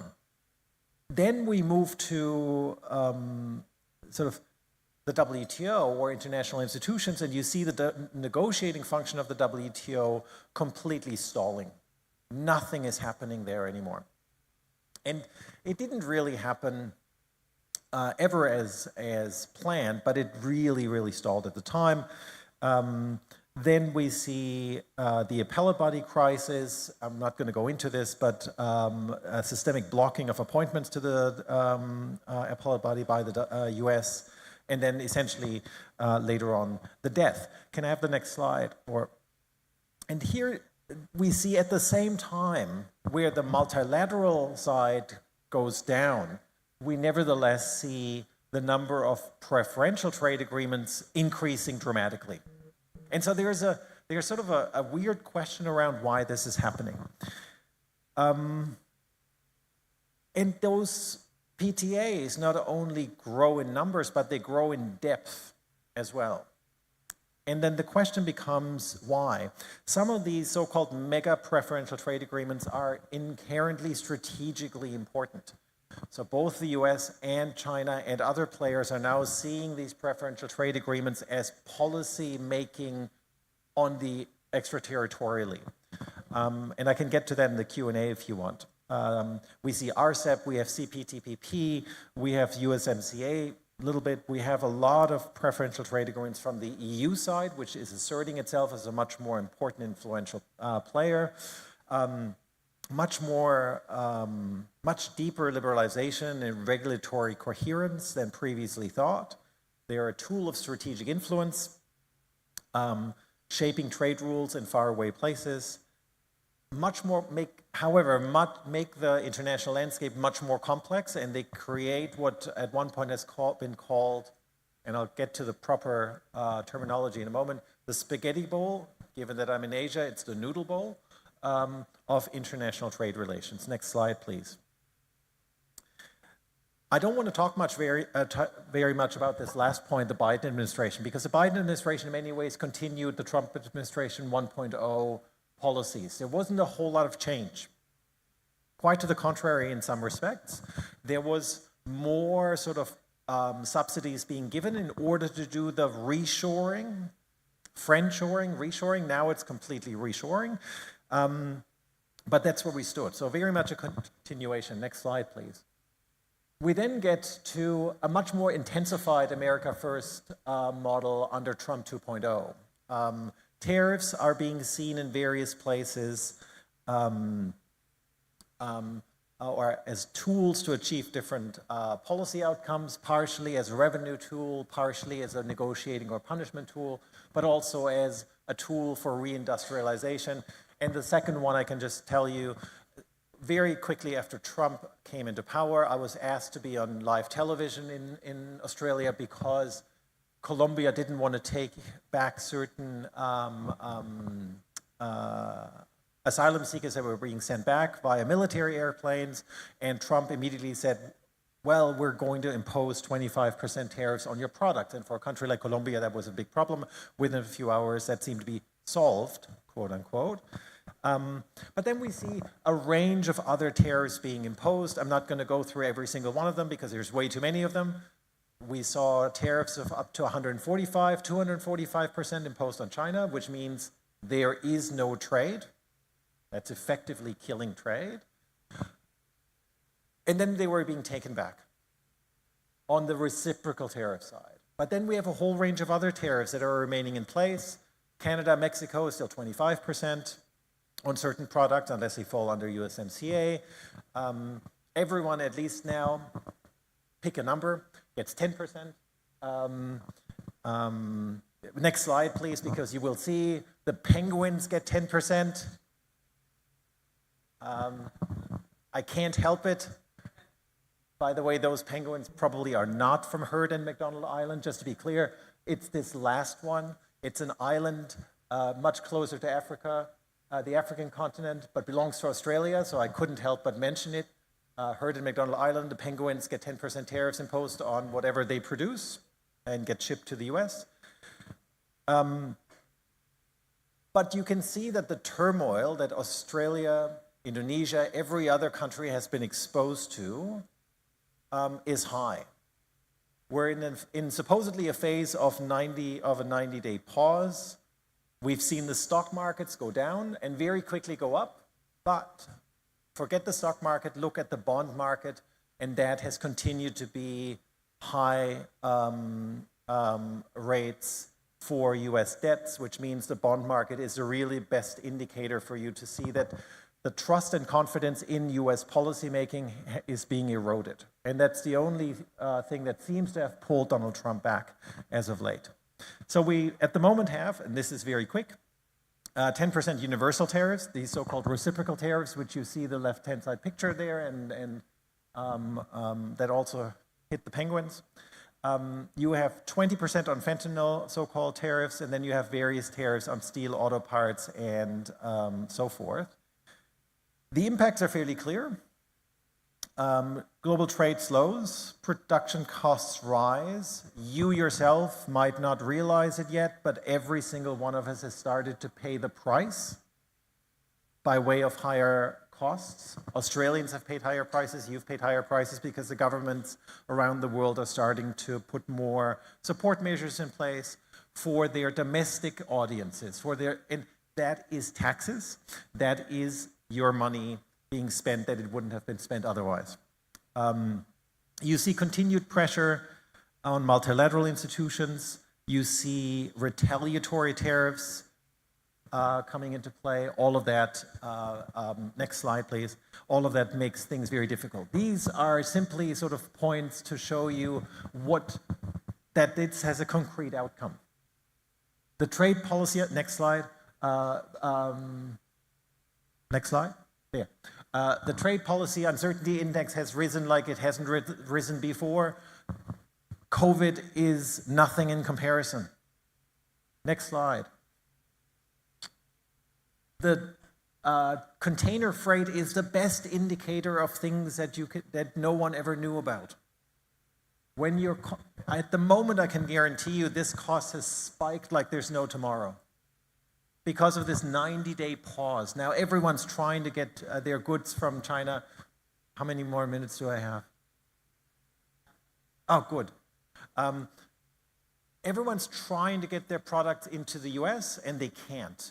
There's 90 days. Ships take 22 days to cross. You can maybe get 2 shipments across, that's it. The pricing for containers has spiked like there's no tomorrow during that time period. Now, we should expect more widespread retaliatory tariffs, escalating trade wars potentially, I don't like the term, increased uncertainty, and that has very real outcomes. The IMF has downgraded its economic outlook. Global trade growth is down or not increasing as much as it would have otherwise. Consumer prices rising. Next slide, please. I'll skip the emphasis on weaponized trade, which is a project I'm working on, and I will likely skip or only briefly talk about the tariffs and the US constitutional system. Next slide. So as you can see on this slide, when it comes, next slide.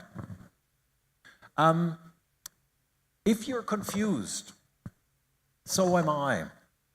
Because Donald Trump has tried to use various tariffs and we're all laughing about it. The problem is they're serious. So whack a tariff, whack any tariff you want. There will be another one. So we already heard that the Court of International Trade, you might have heard this, has declared illegal any tariffs under what's called IEEPA, the International Economic Emergency Powers Act.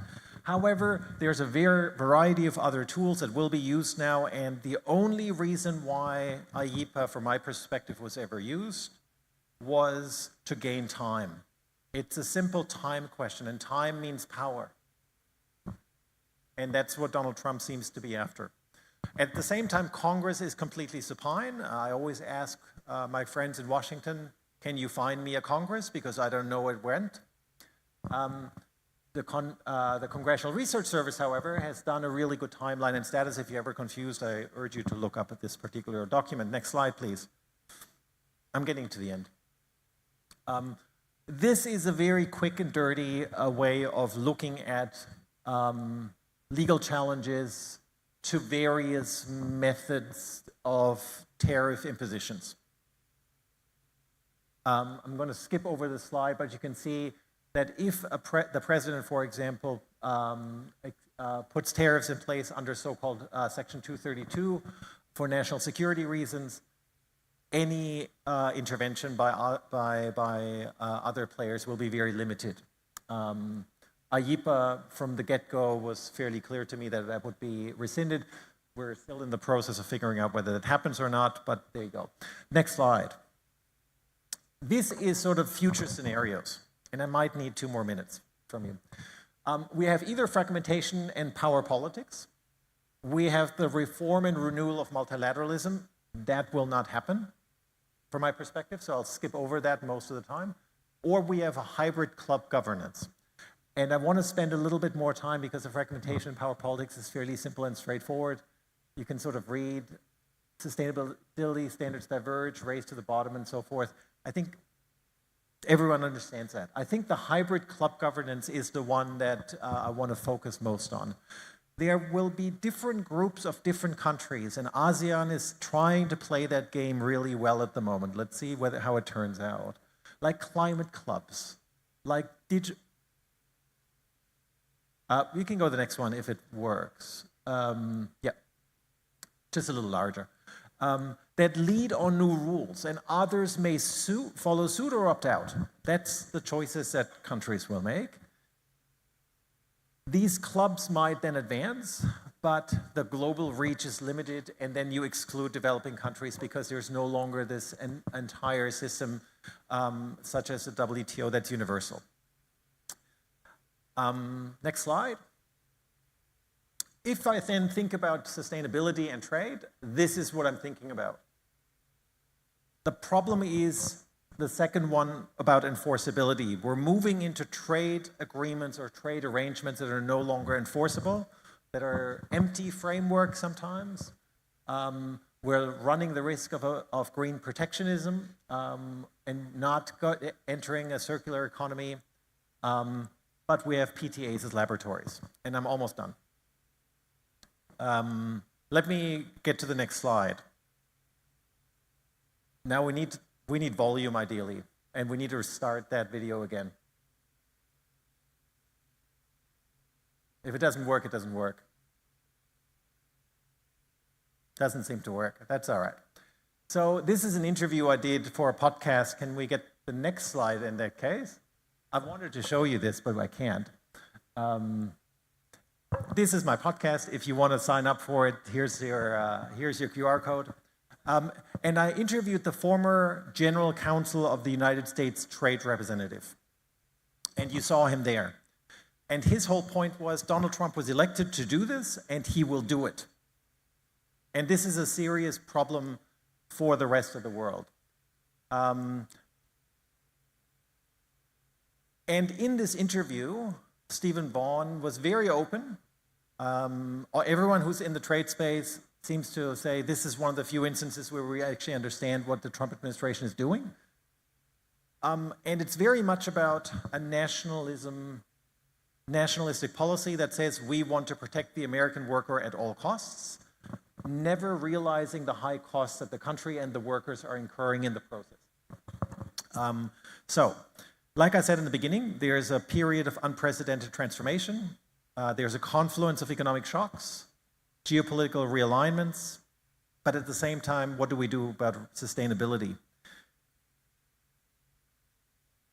It's not optional to do this from my perspective. If we want to have a world to live in, then we need to promote sustainability as much as possible.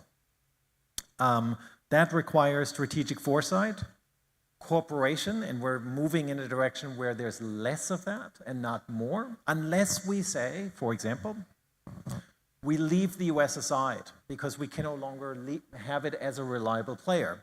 That brings other risks with it.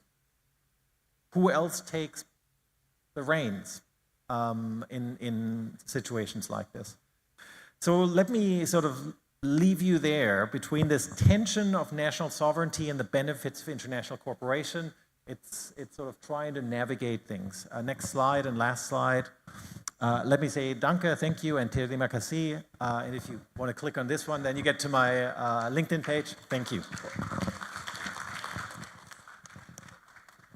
Thank you, Professor Marcus. I think thank you for deep presentations and also for your shocking data, because yeah, you show us Yeah, actually, when you talk about Professor Marcus, you come with the critic with the WTO, and then you come to the say that it's about international trade is injustice, and you say that tariff has a very big role, and at the end you come with the idea that we must end it up, and you come with the three scenarios of which implications is about the sustainability. I think this is very comprehensive and this is very insightful.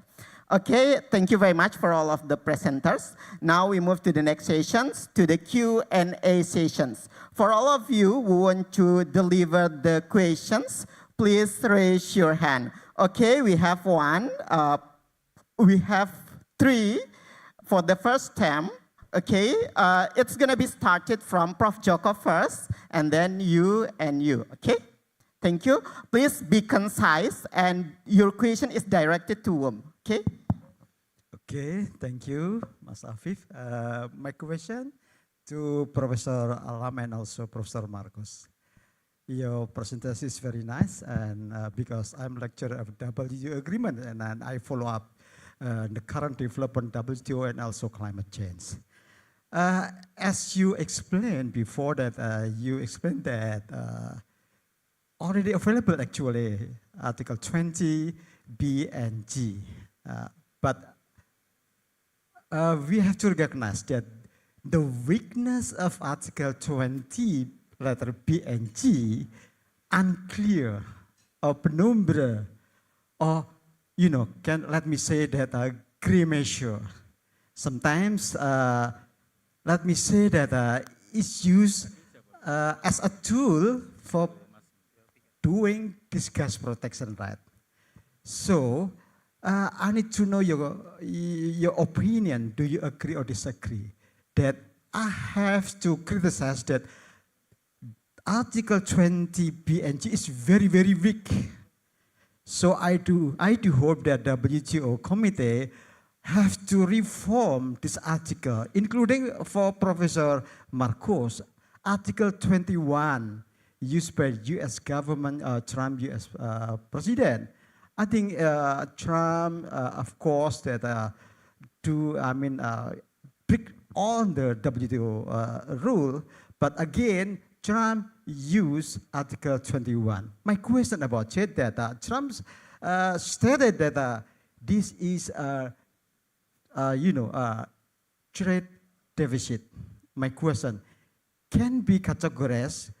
Trade deficit is a part of essential security interests. As you know that, because this is a trade deficit. So may I use Article 21? So this is confusing. So again, I have to criticize the Article 20 and 21 must be reformed. Thank you.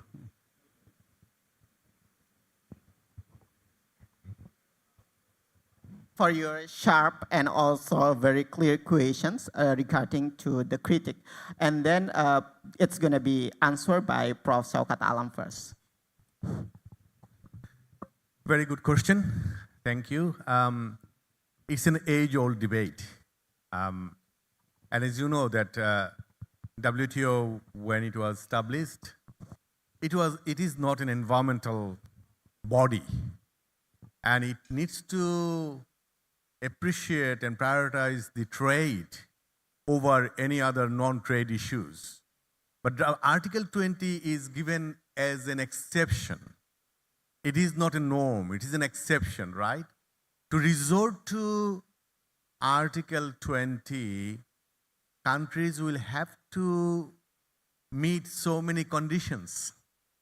As you know, article whether it's necessary, whether it is disguised restriction on trade, whether there was any alternative that you could employ, whether it is proportionate, whether it is primarily aimed at so many shift where they can see that Article 20 could be interpreted more flexibly. It is up to the discretion of the appellate body. But you know that appellate body is now, yes, there is no, it is dysfunctional. And some people would argue that perhaps that window is closed, that appellate body will probably never function as they functioned before. So second aspect here is that, okay, many critics and environmental colleagues has argued that perhaps this is the compromise, that we expand the scope of Article 20 and we provide some waivers, and that way perhaps we can actually make those adjustments without changing too much structurally. Thank you. Thank you. Thanks for that question. I might have quite a bit of a different take from Shafkat on this. If you look at the jurisprudence of the appellate body, which I think is different from the jurisprudence of the GATT years and very different from the jurisprudence of the panels initially, you look at, say, 1 and 3 and 11 and 20 as a package. And that is a different feature from the GATT years, where Article 20 was seen as an exception, and exceptions tend to be interpreted very narrowly. I never look at Article 20 as exceptions, I look at it as a justification, and I think if you look at the jurisprudence, the appellate body very clearly tried to balance the obligations of countries with those justifications, with those other policy goals that need to be pursued in a balanced fashion, which is what we talked about initially. So that's one. The second one is, if you look into Brazil retreaded tires, and I think it's paragraph 187 or 178, I can't ever remember. This is where proportionality analysis was basically full-fledged proportionality analysis was introduced into the WTO, into the GATT in Article 20 specifically. I asked at one point the person who wrote that appellate body report or sat on that panel, and I'm pretty sure it was him who wrote that paragraph, and asked him, didn't you just introduce full-fledged proportionality analysis in order to lift up these other policy goals such as health and the environment? And he just smiled. He didn't want to commit. But my interpretation is, if you try to put in place an environmental measure as a government at the moment, you would easily be able to do it, much more so than under the GATT. So I don't think there's a reform needed. The crux of everything, to my mind, is not Article 20. The crux is the remedy system of the WTO, in which you get 3 or 4 years of basically a free pass. And the free pass is being pursued and demanded by domestic interests. Domestic interests want those 3 to 4 years to adopt to the new regime. And that's why Article 20 justifications usually fail, because they're made to be discriminatory for that time period. Now, on Article 21 is very tricky. I don't think you would want Article 21 in the space of health and environment, because it would be abused all the time.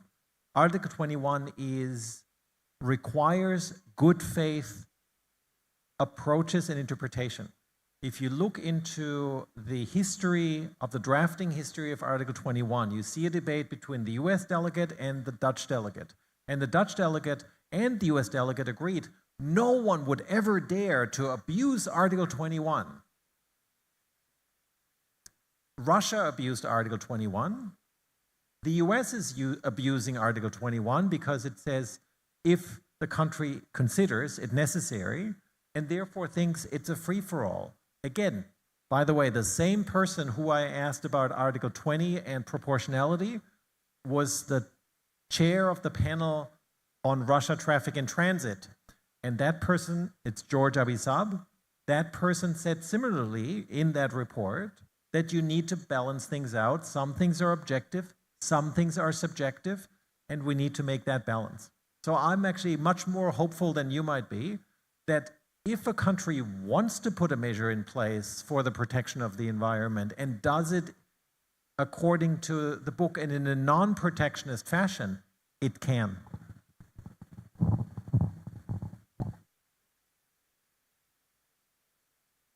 Thank you very much, Prof. Alam, Prof. Marcus. I think it's very critical, sharp, and also a comprehensive answer. It's also about deviations created or done by other states over these essential interest issues. And then for the next questions, please. Okay, please be concise and also for whom it is directed to. Thank you so much for the opportunity. Hello, my name is Rizky Banyualam Permana from Universitas Indonesia. I'm doing a doctoral research on trade and sustainability. I have two questions for Shaukat and Marcus. To Professor Shaukat, first, you're suggesting that the multilateral institutions such as WTO must partake role in harmonizing the trade and sustainability. However, if I understand it correctly, it seems contradicting what Marcus is now predicting, that club practice and regional practice will be the predominant foreseeable future. What's your opinion about this, and how I think club practice will diminish the role and greater the power imbalances, yeah, between, particularly with regard to developing countries.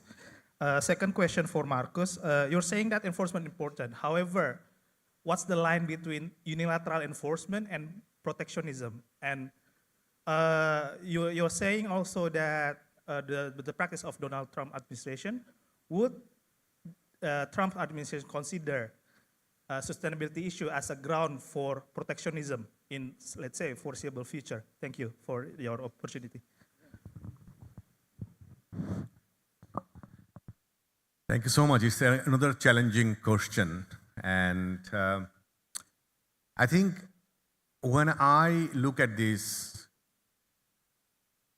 proliferation of those regional trading blocks, bilateral trade or free trade agreements, I think the intention, if you look at behind the creation of those regional trading blocks, where get Article 24, that they will complement WTO.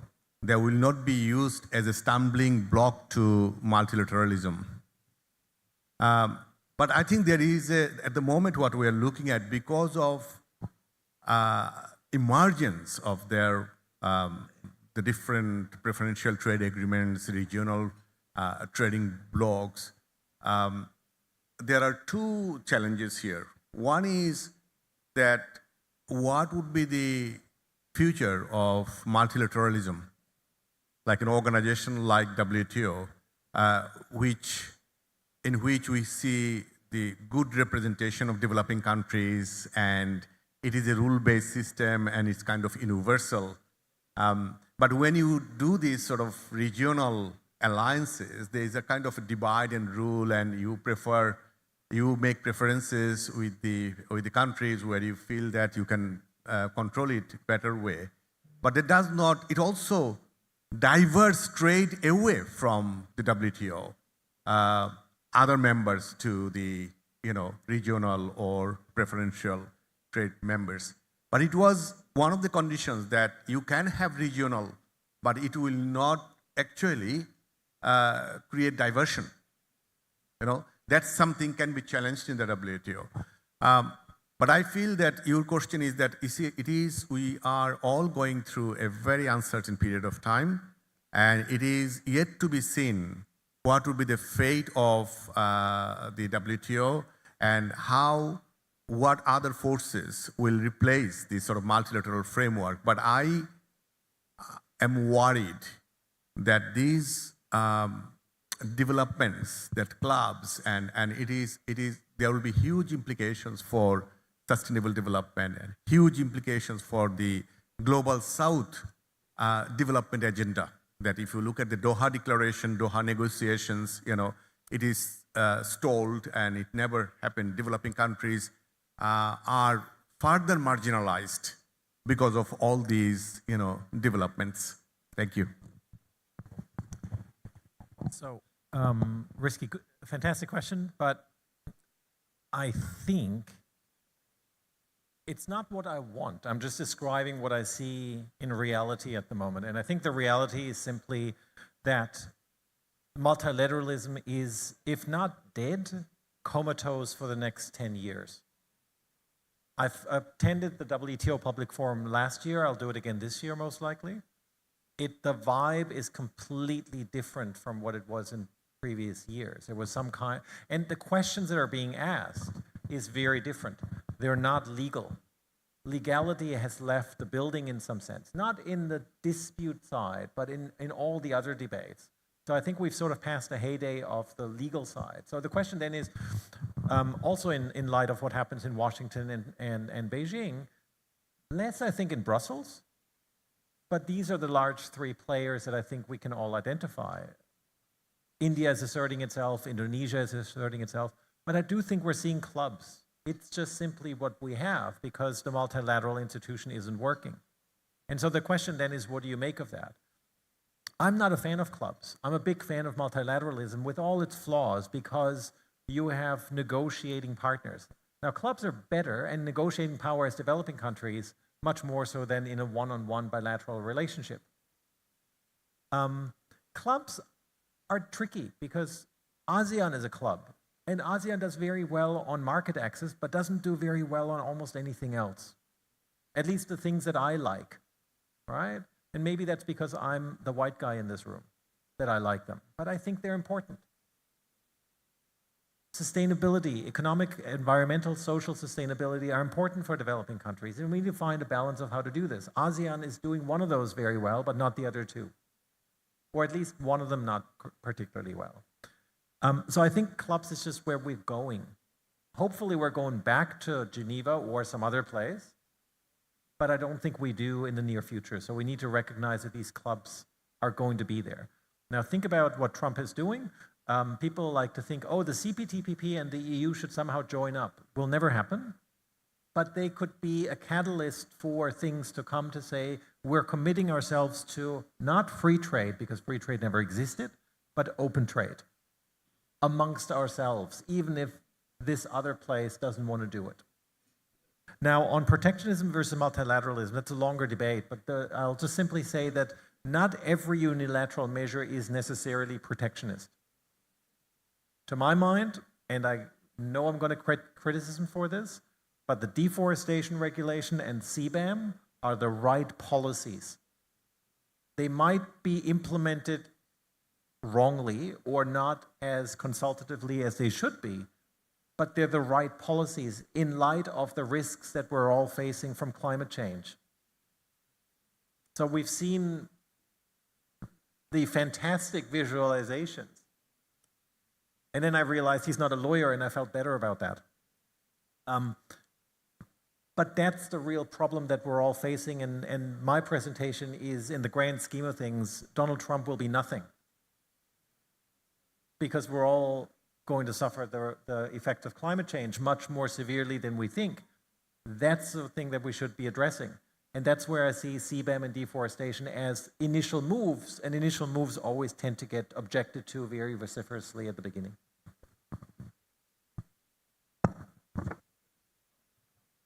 Prof. Saukat.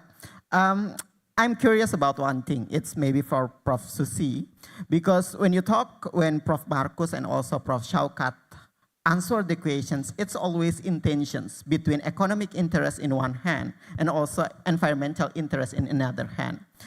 How is your perspective, constitutionalism's perspectives regarding these tensions between both of them? Okay. Yeah, thank you. Again, this is a very, I think, like the ongoing debate between which one most important, whether constitution or trade. And again, this is not an easy question. This is not answer. There is no easy answer to that question. How we have to make a balance. But if we think about the future generation, I think, yeah, that's the most important criteria, the highest standard that we have to put when we discuss about how to make a balance between constitutional and trade. I think there is perhaps it's a bit impossible to make a true balance between constitution and trade. Perhaps in one era or in one period, the balance will be turned or the swing will be turned to constitution, but on the other hand, perhaps the swing will toward the trade. But again, I think the highest standard of living should be put in discussing between constitution and trade. And this is about the right to life, the human dignity, and the right of the future generation. So we have to be very careful to give which one is superior. This is not about the superior between constitution or trade, yeah.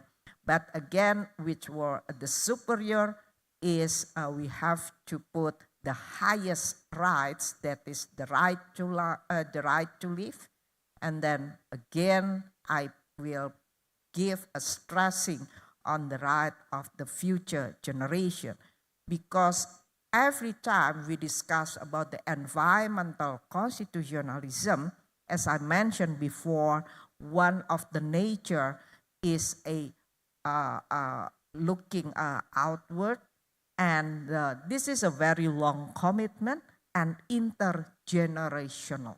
That's the most important thing, because again, that we have to give our best consideration for the future generation. Thank you.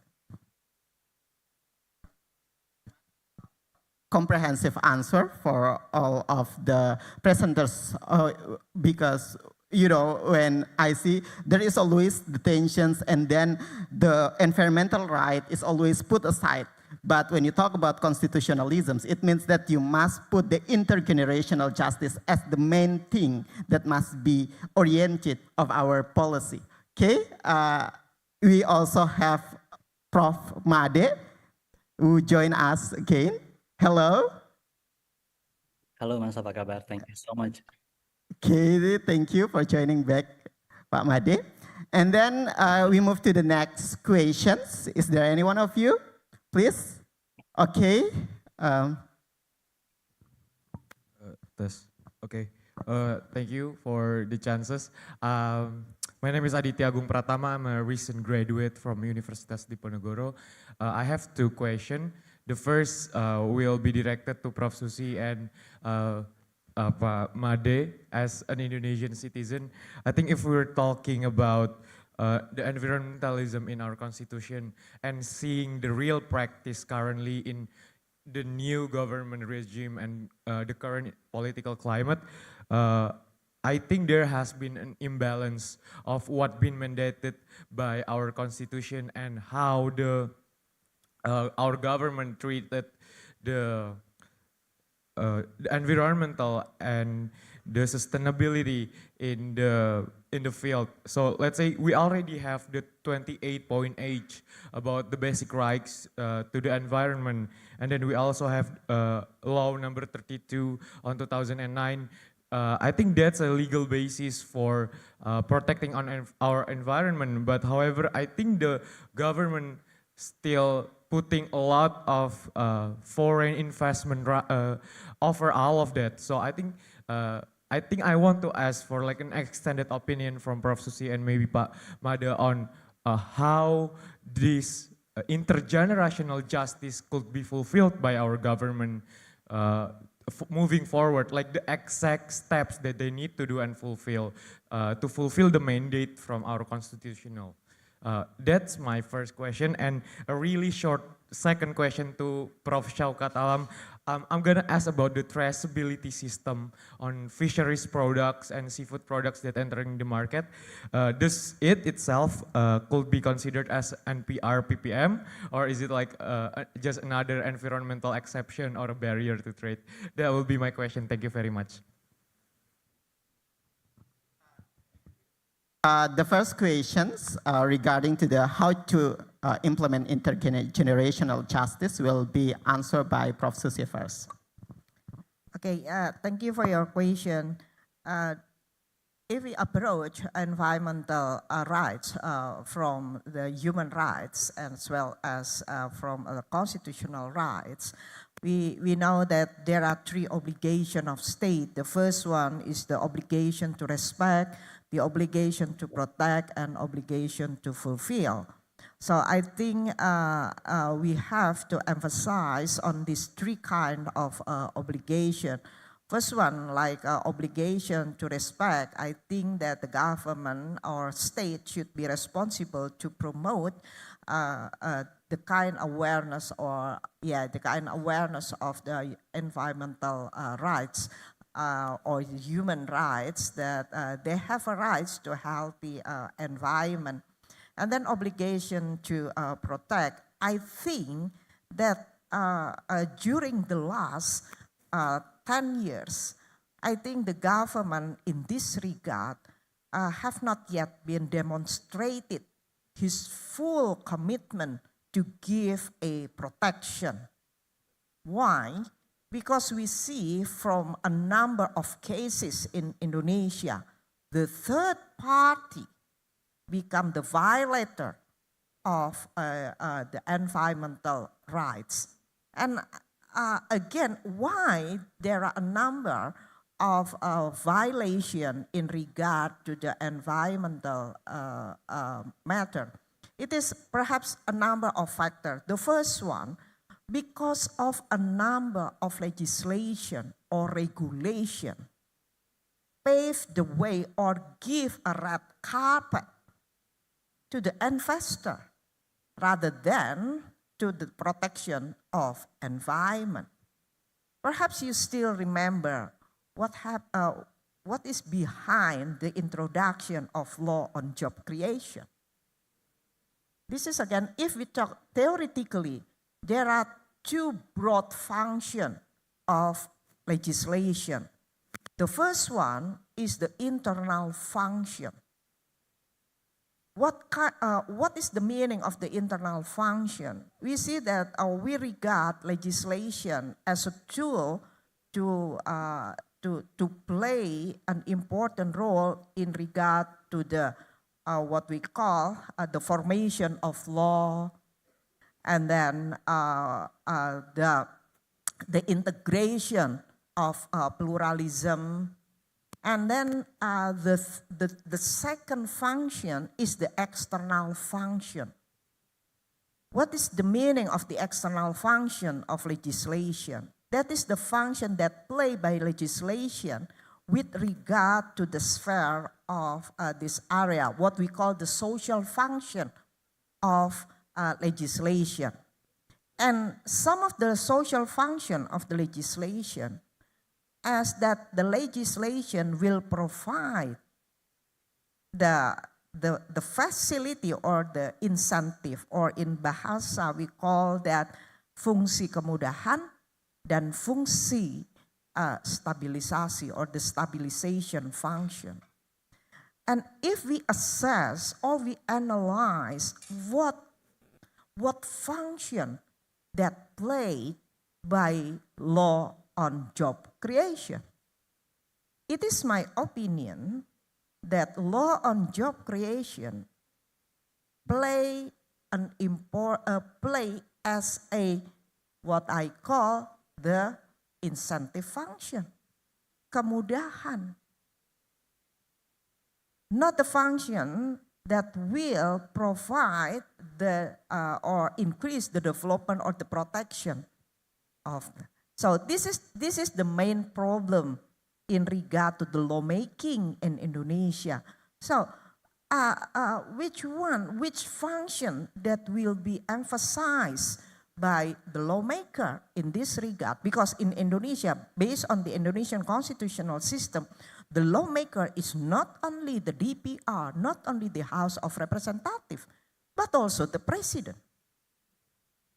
So I think as a citizens, we have to put our critics in the lawmaking, because I think that is a very poor lawmaking process in Indonesia. It seems that the lawmaker disregard what the people or what the majority opinion in the grassroots in particular, such as like the academics, the element of the civil society, as well as the university student. So this is the most challenging in Indonesia, how we as a citizen play an active role in order to increase the quality of the legislation.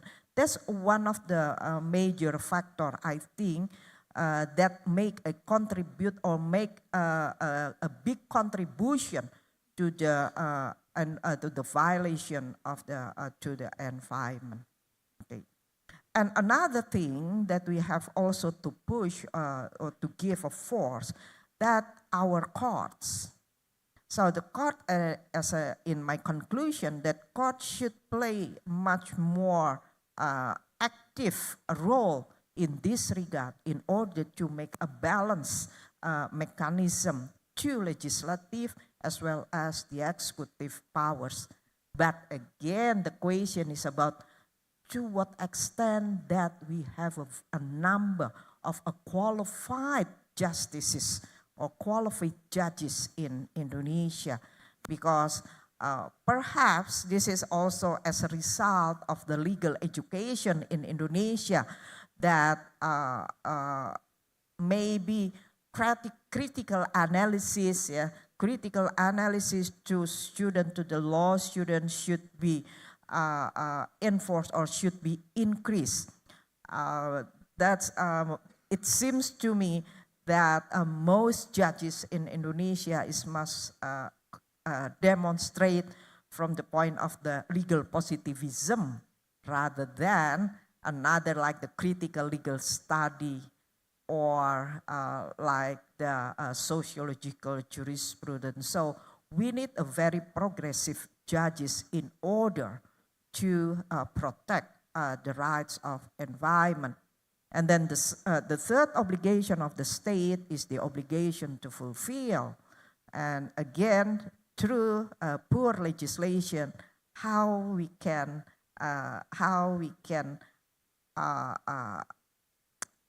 trust the government that they will give a full fulfillment to our rights. That's my brief answer. Thank you. Thank you very much, Prof. Susi. Next, we move to Made Andi Arsana, PhD. Please, about your insight.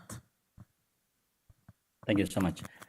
Prof. Susi, thank you so much. I have also learned a lot from your short answer, yet very comprehensive. I would like to see it from a more, with a broader perspective. I'm not a lawyer myself, so I don't really understand that much about the legality or technicalities. But in general, I think the government of Indonesia has quite ambitious green strategy. For example, we declared already that we are going to have the net zero emission in 2050. We are going to stop all the coal-fired power plant in 15 years, for example. That I think is a positive, but at the same time, it creates actually a tension and burden to us. That's how I see it.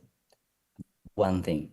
On the other hand, that was the ideal. And then when it comes to the implementation, we face a lot of issue also when it comes to implementation. First, the dependency of our country towards coal, for example, is really, really high.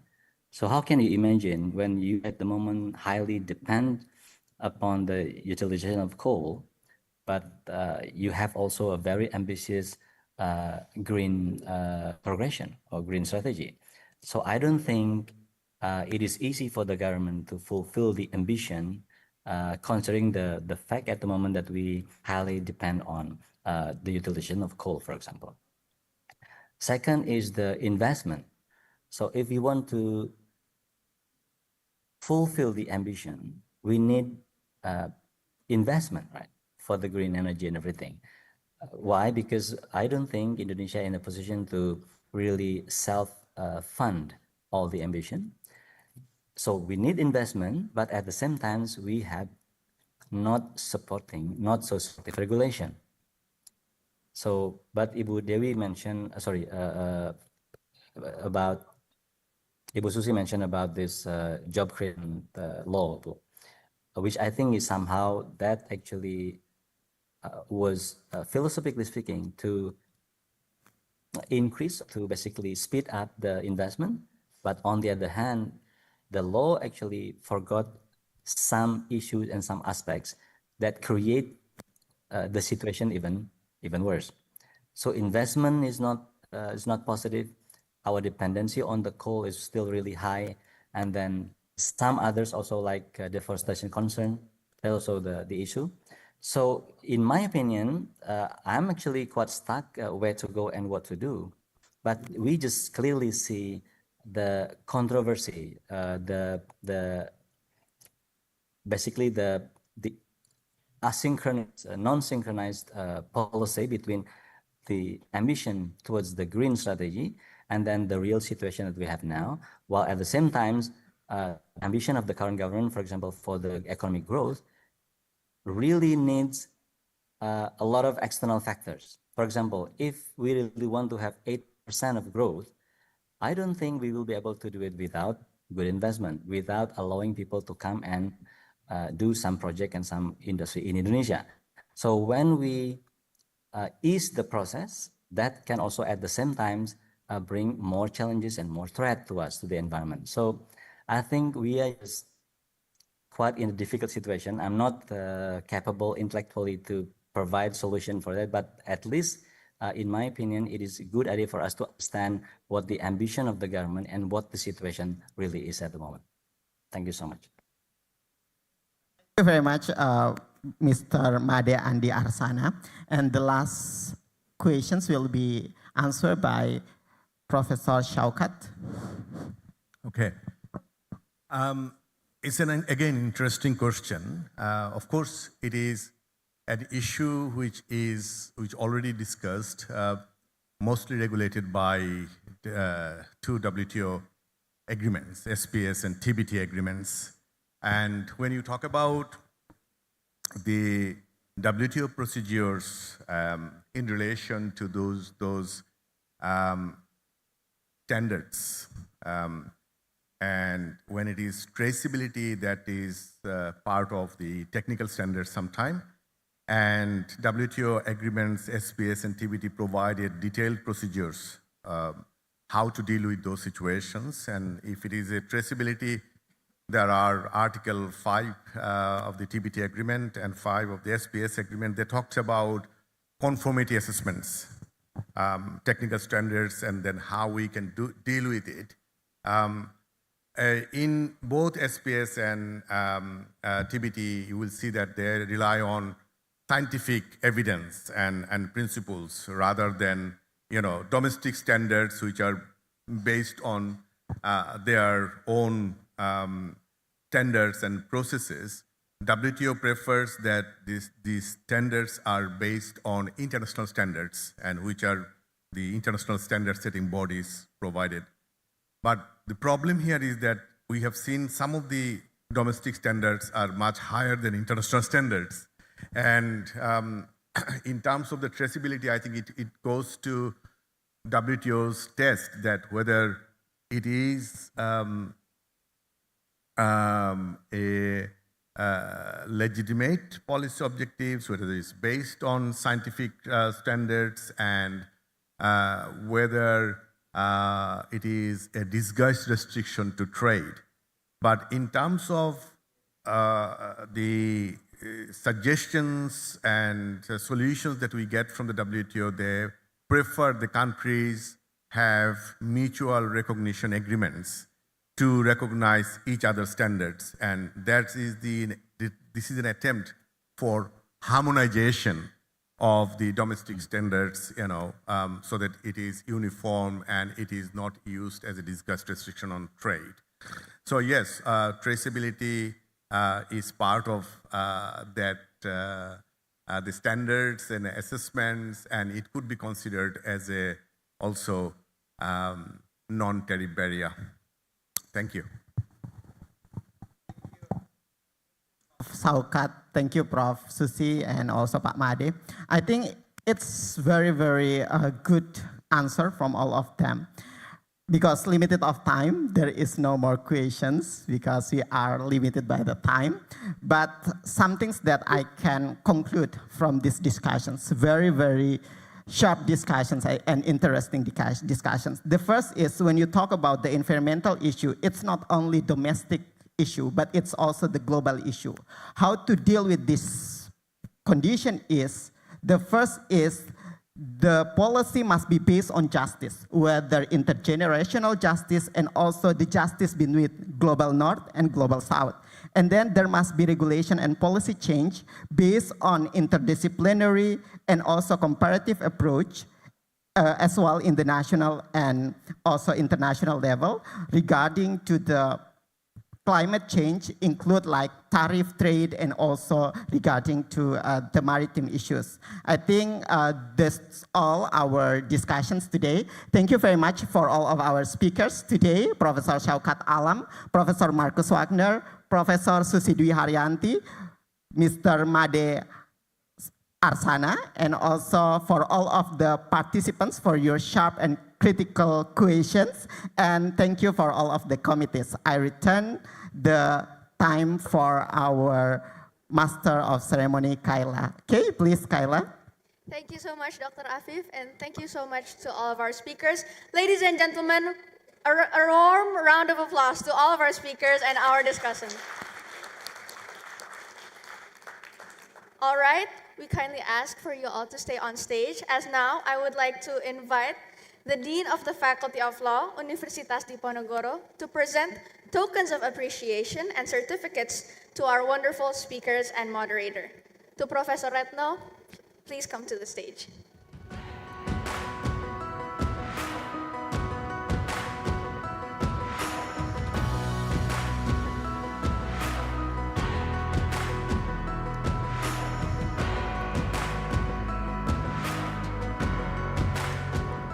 All right, in order of presentation, firstly, a token of appreciation to Professor Syaukat Alam. And please come to the front for a small photo session. Oh.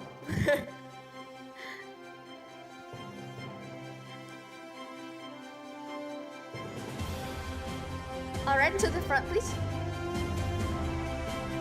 In 3, 2, 1, please smile. Okay. Next up, to Professor Susi Dwi Haryanti.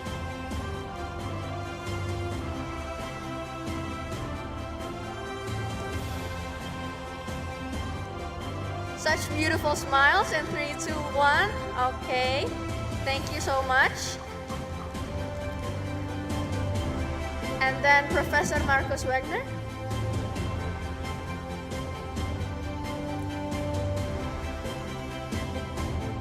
Three, two, one, smile. All right, lovely. And then to Mr. Imade Andi Arsana, PhD, who will be represented by Mr. Afif.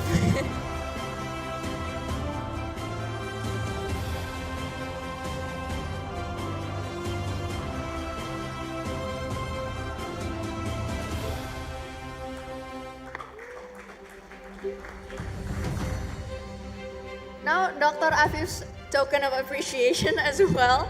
So you'll be holding 2 for today.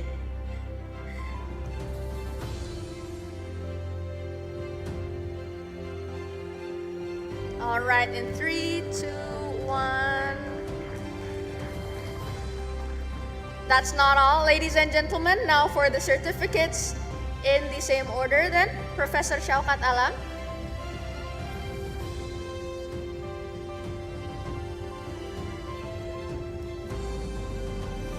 Give us another smile, please. 3, 2, 1. Perfect.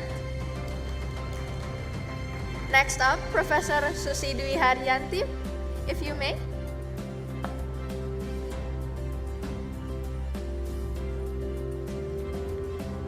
All right. In 3, 2, 1, smile. Wonderful. Next up, Professor Marcus Wegner.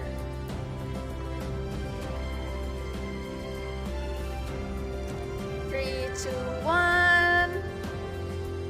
Okay. Now also a symbolic presentation of the certificate for Mr. Imade, represented by Dr. Afif once more.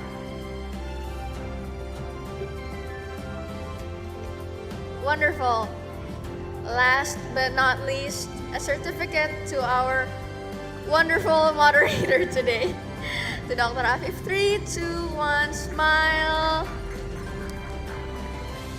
And that is all, ladies and gentlemen. Thank you so much. Now, for a photo session, I would also kindly like to invite Professor Rashika, the Dean and also the Deputy Director, and also the Vice Deans, to please come onto the stage and for a group photo session together. Please make your way to the stage.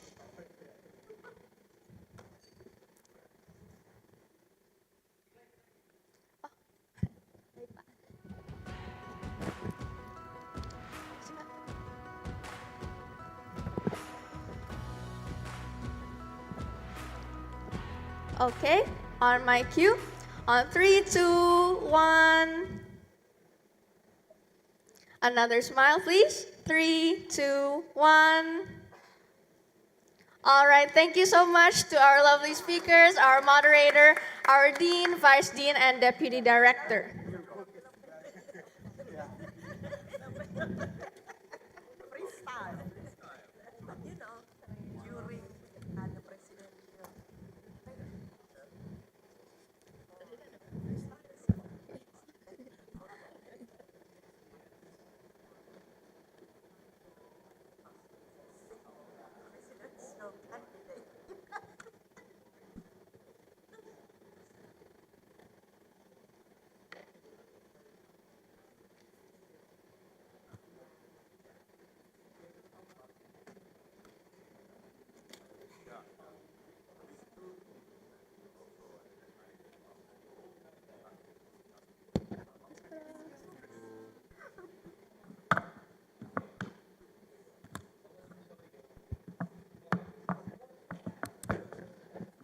Thank you so much, Professor. Thank you. Same goes to you.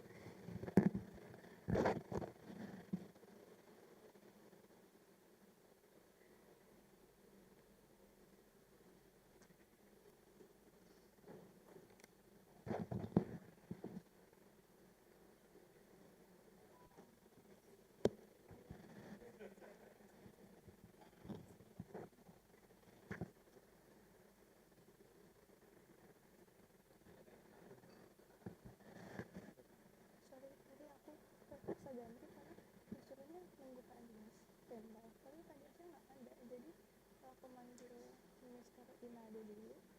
Jadinya lama kan. Baru tadi dapat arahan diganti ke Pak Afif aja, jadi pas tadi kan yang tiba-tiba di akhir Pak Afif itu baru tadi 40 atau apa teriak gitu. Tadi takut kalian takut. Aman banget. I feel so bad, but you guys did great. Thank you.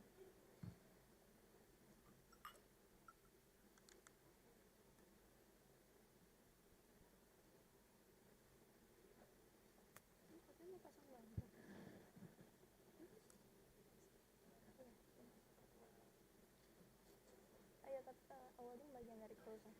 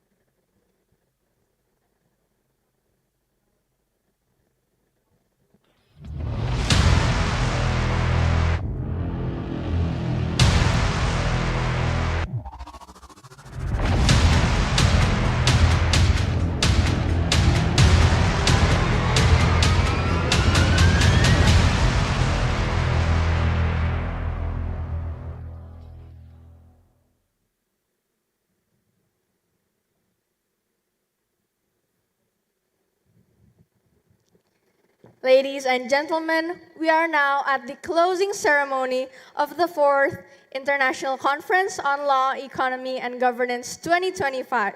This will consist of first, the awarding ceremony, and lastly, the closing remarks from our lovely Dean. So, now, the awarding ceremony shall commence.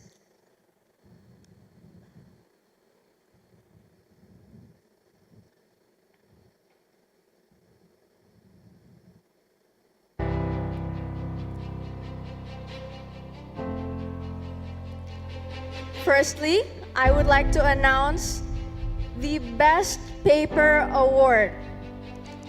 I can hear the tension, I can see the tension, I can hear your heartbeats. All right, I will announce it very quickly. So, the Best Paper Award goes to... Oh, I see you're waiting. Professor FX Aji Samekto.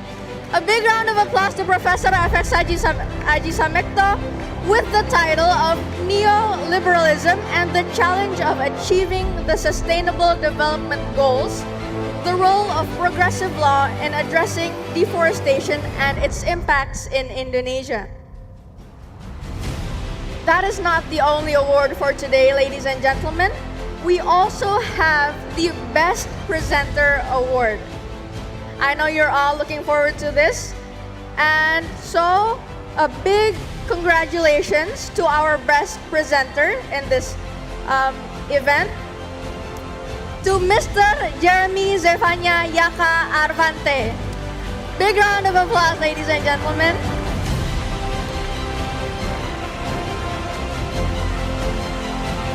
Congratulations once more to Professor Aji and also Mr. Jeremy. If they are here within the participants, please make your way to the stage.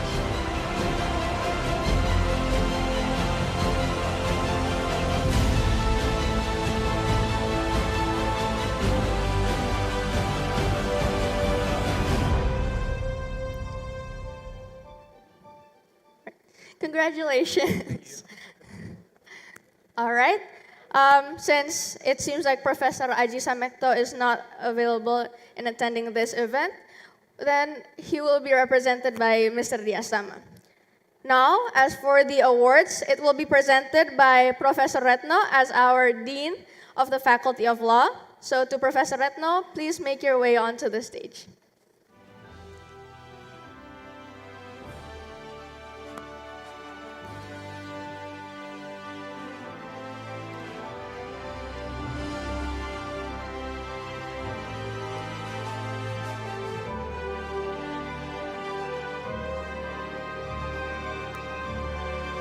There it is, the certificate for the Best Paper Award given to Professor Aji Samekto. Big round of applause, ladies and gentlemen. And then last but not least, the Best Presenter Award for Mr. Jeremy Zefania. Congratulations, Mr. Jeremy.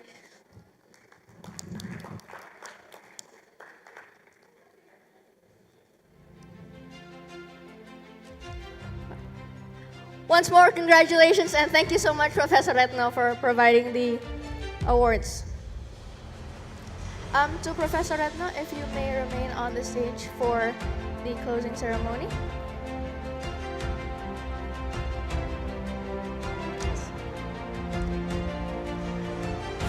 Ladies and gentlemen, as we come to the conclusion of the 4th Icoleg 2025, our lovely Dean, Professor Retno, will give us a closing remark.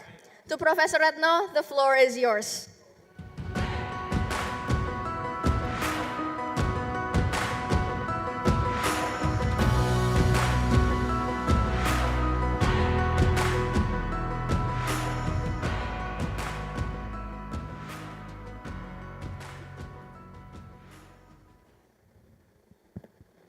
Bismillahirrahmanirrahim. Assalamualaikum warahmatullahi wabarakatuh.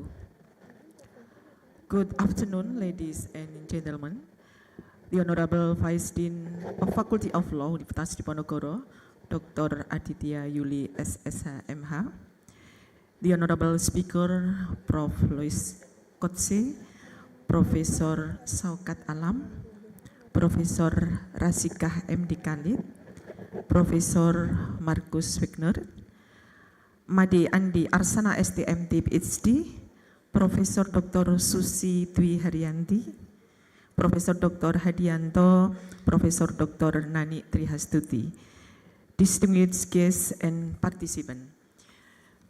We have come to the conclusion of the 4th International Conference on Law, Economic and Governance, or Icoleg 2025. Over the past 2 days, we have engaged in fruitful discussion that have enriched our understanding of the main theme, progressive law and sustainable development goals, a catalyst for environmental justice in global uncertainty. The keynote session delivered by our esteemed speaker have been enlightening, and the scientific session in each parallel chamber have provided us with thought-provoking discussion. I would like to express my utmost respect and sincere gratitude to all the speakers, presenters, and participants who have graced this conference with their presence. On behalf of the organizing committee, I extend our sincere apologies for any inconvenience that may have occurred during this event.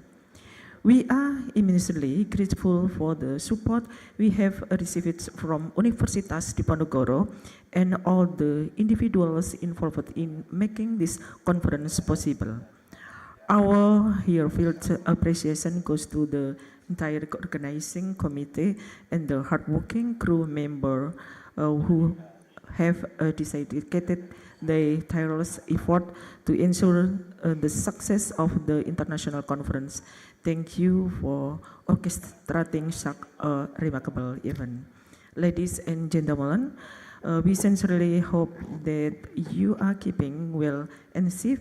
We eagerly anticipate reconvening at the next Icoleg, where we will delve into another captivating topic encompassing law, economic, and governance. Thank you all very much. Wassalamualaikum warahmatullahi wabarakatuh.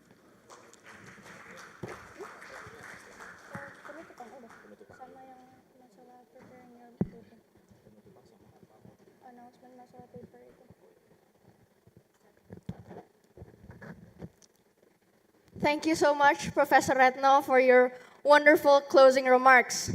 Ladies and gentlemen, this is it. I hate to break it to you, but we have come to the end of the 4th Icoleg 2025. On behalf of the organizing committee, I wish to extend our sincerest gratitude to all speakers, participants, and guests for making this event a true success. Do prepare your best papers after this conference in preparation for the submission. As your host, I also would like to apologize for any shortcomings on my behalf, and we hope that this conference has provided valuable insights, fostered meaningful dialogue, and opened doors to new collaborations. Ladies and gentlemen, see you at Icoleg 2027.